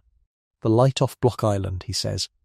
The one his own father swore he'd seen the winter before a nor'easter took 3 fishing boats clean off the water in a single night. The subversion, if you can call it that, is how much the story has already changed by the time it reaches Cousin Amos, and how openly the room seems to accept that it's changed. Nobody at the table particularly bothered by the fact that the version Amos tells tonight doesn't quite match the version his own father supposedly told him decades earlier. Sailors' oral tradition, unlike a written ship's log, was never meant to be a fixed, unchanging record. It was a living tool, adjusted with every retelling to fit the audience, the occasion, and the teller's own memory, which meant that details drifted, grew, and sometimes merged with entirely separate legends over the span of decades. By the time the Flying Dutchman story, first circulating in something like recognisable form among Dutch East India sailors in the earlier part of the century, had crossed the Atlantic and mixed with local New England maritime folklore, it had already picked up regional details that had nothing to do with the Cape of Good Hope at all, becoming, in some tellings, functionally indistinguishable from the Palatine Light or from a dozen other regional ghost ship stories up and down the American coast. Here's the thing about that blending. It wasn't sloppiness. It was the story doing exactly what oral tradition is built to do, adapting itself to stay relevant and locally meaningful to whichever audience happened to be listening that particular night. One of the younger men at Cousin Amos's table that night, a boy barely old enough to have shipped out on his first fishing run, asks the question every version of this story eventually has to answer. In one form or another, if the light isn't really a ghost, what's the point of telling the story at all? Amos doesn't have a tidy answer ready, and to his credit, he doesn't pretend to. What he offers instead, according to the loose composite version of this tradition, preserved across countless similar tavern retellings, is simply that the story has never once failed to make a young sailor check his own, rigging a little more carefully the first time real weather catches him unprepared, and that this, as far as he's ever been able to tell after 40 years at sea, is worth considerably more than being technically, precisely correct about what causes a strange light on the water. The escalation in this final chapter isn't a storm or a battle, it's institutional, and it's worth tracing with the same specificity tonight as applied to hurricane warning signs and pirate compensation scales, because it's the reason we still know any of these stories at all today. Ships' logs, kept as a formal legal requirement aboard naval and increasingly merchant vessels through the 18th and 19th centuries, occasionally captured these sightings in exactly the sober procedural language you'd expect from an official document. Precisely the kind of record that eventually produced Prince George's Batshanti diary entry in 1881. Lighthouse keepers, an increasingly important and increasingly literate profession along dangerous coastlines like Block Islands and Cape Cods through the 18 and 1900s, kept their own journals, some of which survive today in local historical societies and occasionally reference exactly the kind of strange lights this tradition had been reporting since long before any. Lighthouse existed to formally note them, and by the 20th century the United States Coast Guard, formed in 1915 and directly responsible for exactly the kind of coastal search and rescue and hazard reporting work that had once fallen to informal community tradition, occasionally logged reports from mariners describing lights or unexplained radar returns near historically notorious stretches of coastline. Phenomena generally explained afterward through entirely mundane means: misidentified navigation buoys, distant vessel lights distorted by atmospheric conditions, or, still, the same phosphorescence and St. Elmo's fire that had been quietly doing most of the legend's actual physical work since the 18th century. Science, when it finally caught up to this whole tradition centuries later, ended up explaining not just the lights themselves, but the very human instinct to build an entire belief system around them, and it's worth understanding that second layer, because it applies just as much to you listening tonight as it did to any 18th century sailor. In 1948, the American psychologist B.F. Skinner published a now famous study, conducted not on sailors but on pigeons, in which he fed the birds at fixed time intervals regardless of anything they did, and observed that the pigeons nonetheless developed distinct, repeated, ritualistic behaviours, a particular head turn, a specific hopping pattern, that each individual bird had happened to be performing right before a food delivery. Arrived behaviours the bird then kept repeating in the apparent belief, if you can call it that the ritual itself caused the reward. Skinner called it superstition in the pigeon, and the underlying mechanism he identified, a mind, animal or human, wired to detect patterns and causation even in genuinely random or coincidental events. Because in an ancestral environment mistakenly assuming a connection cost far less than mistakenly missing a real one, maps almost perfectly onto everything you've heard tonight. Bishop the Cat's genuine, biologically real sensitivity to falling barometric pressure got interpreted by an entire pirate crew as deliberate, purposeful warning behaviour. A random, badly timed loss following an ordinary strange light got remembered and retold for generations,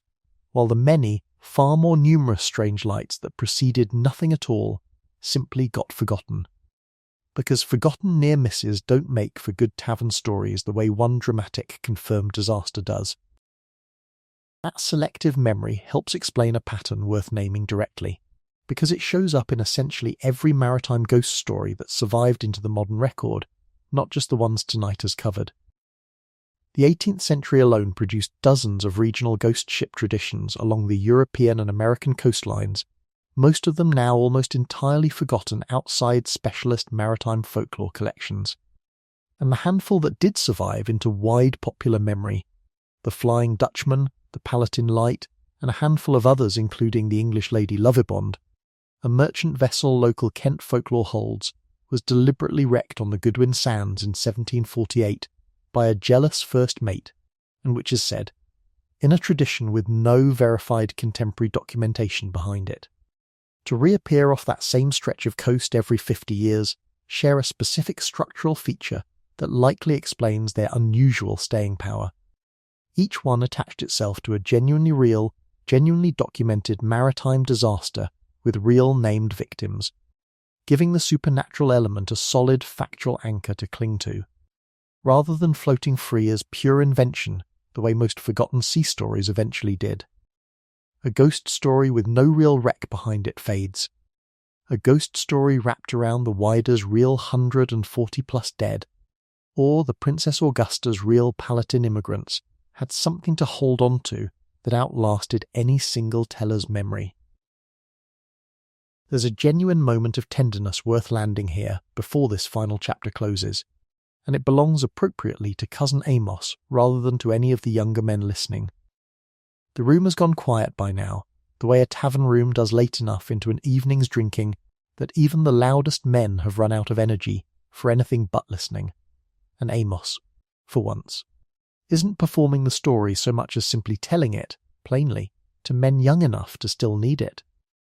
Pressed by one of them on whether he actually believes the light is a ghost, he pauses, according to the version of this composite tradition, preserved loosely across countless dockside retellings like it, and admits that he doesn't know, not really, and that it's stopped mattering to him whether it's a curse or a trick of the water. What matters, he says, is that his own father told him about it before a storm that killed 3 good men from families he'd known his whole life, and that telling his own sons the same story, the same warning, dressed in the same old words, is the closest thing he has to protecting them from an ocean he can't actually control. That's the real function ghost ship stories served across 3 centuries of maritime life, stripped of the supernatural dressing, not proof of an afterlife or a curse, but a portable, memorable, emotionally weighted container for genuinely useful accumulated danger knowledge. Small enough to fit in a single evening's telling, and durable enough to survive being passed from a frightened father to a frightened son 100 times over. A meaningful part of why any of tonight's stories can still be told with real specificity at all comes down to the unglamorous, patient work of maritime archives and museums. And it's worth giving that work its due before this chapter closes. Institutions like the Peabody Essex Museum in Salem, Massachusetts, and the collections at Mystic Seaport in Connecticut have spent generations gathering, preserving, and cataloguing exactly the kind of primary source material tonight has leaned on throughout. Ship's logs, captain's correspondence, admiralty trial depositions, and the personal journals of lighthouse keepers and merchant sailors who had no idea, writing a routine entry on an ordinary watch, that their words would still be read carefully more than 2 centuries later by people trying to separate documented fact from calcified legend. This is unglamorous, painstaking work, mostly invisible to anyone who isn't specifically looking for it.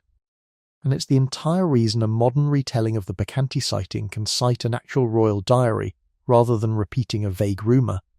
or why the Wider's wreck could be definitively confirmed by a single legible inscription on a recovered bell rather than left as permanent, unresolved speculation.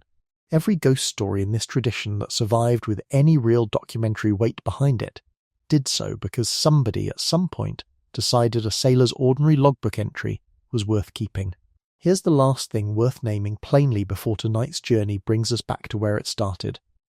because it ties every single story you've heard tonight together underneath all the specific dates and named ships and disputed legends. Human beings, pirates very much included, are pattern-seeking creatures dropped into an ocean that has never once been obligated to make sense to us. And the ghost ship, in every single one of its forms tonight, the Dutchman off the Cape, the phosphorescent glow off Block Island, the strange light your own fictional lookout spotted on a becalmed Caribbean night, the ghostly patrol said to circle Teach's Hole, was never really a supernatural claim at its core, so much as a coping mechanism dressed in supernatural clothing. A way of turning an unbearable amount of genuine, unpredictable danger into a story small enough to carry in your head and specific enough to actually act on. It worked. When it worked, not because a cursed Dutch captain was real, but because the fear it generated reliably produced the same practical response a genuinely competent sailor would have chosen anyway: shorten sail, tighten the rigging. Watch the horizon a little more carefully than you had an hour before. The ghost was never really the point, but paying attention was.